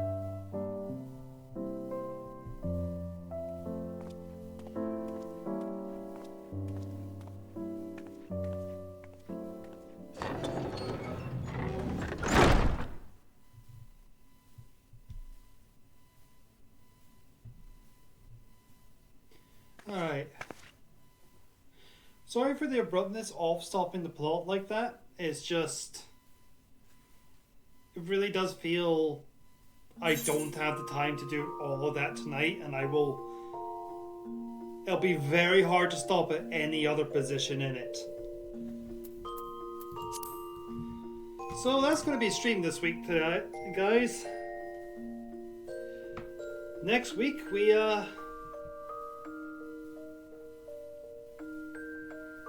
resume the apocalypse. I think to make up for it. Actually, you know what? You know what? Tomorrow we resume the apocalypse. Yeah. We're picking up where we left off tomorrow night. Hope you all enjoy yourselves. Yeah. Let's go find a raid target.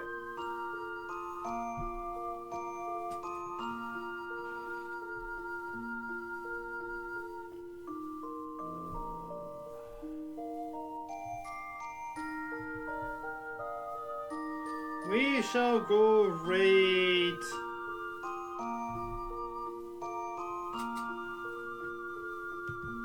Until tomorrow then. Indeed, Maktai. Not that. Raid. We are going to go and raid.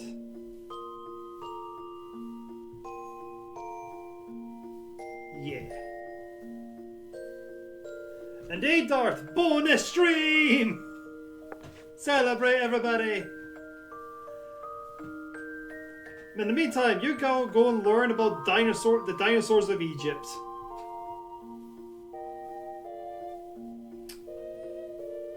But until then, I'm going to bid you all a good night.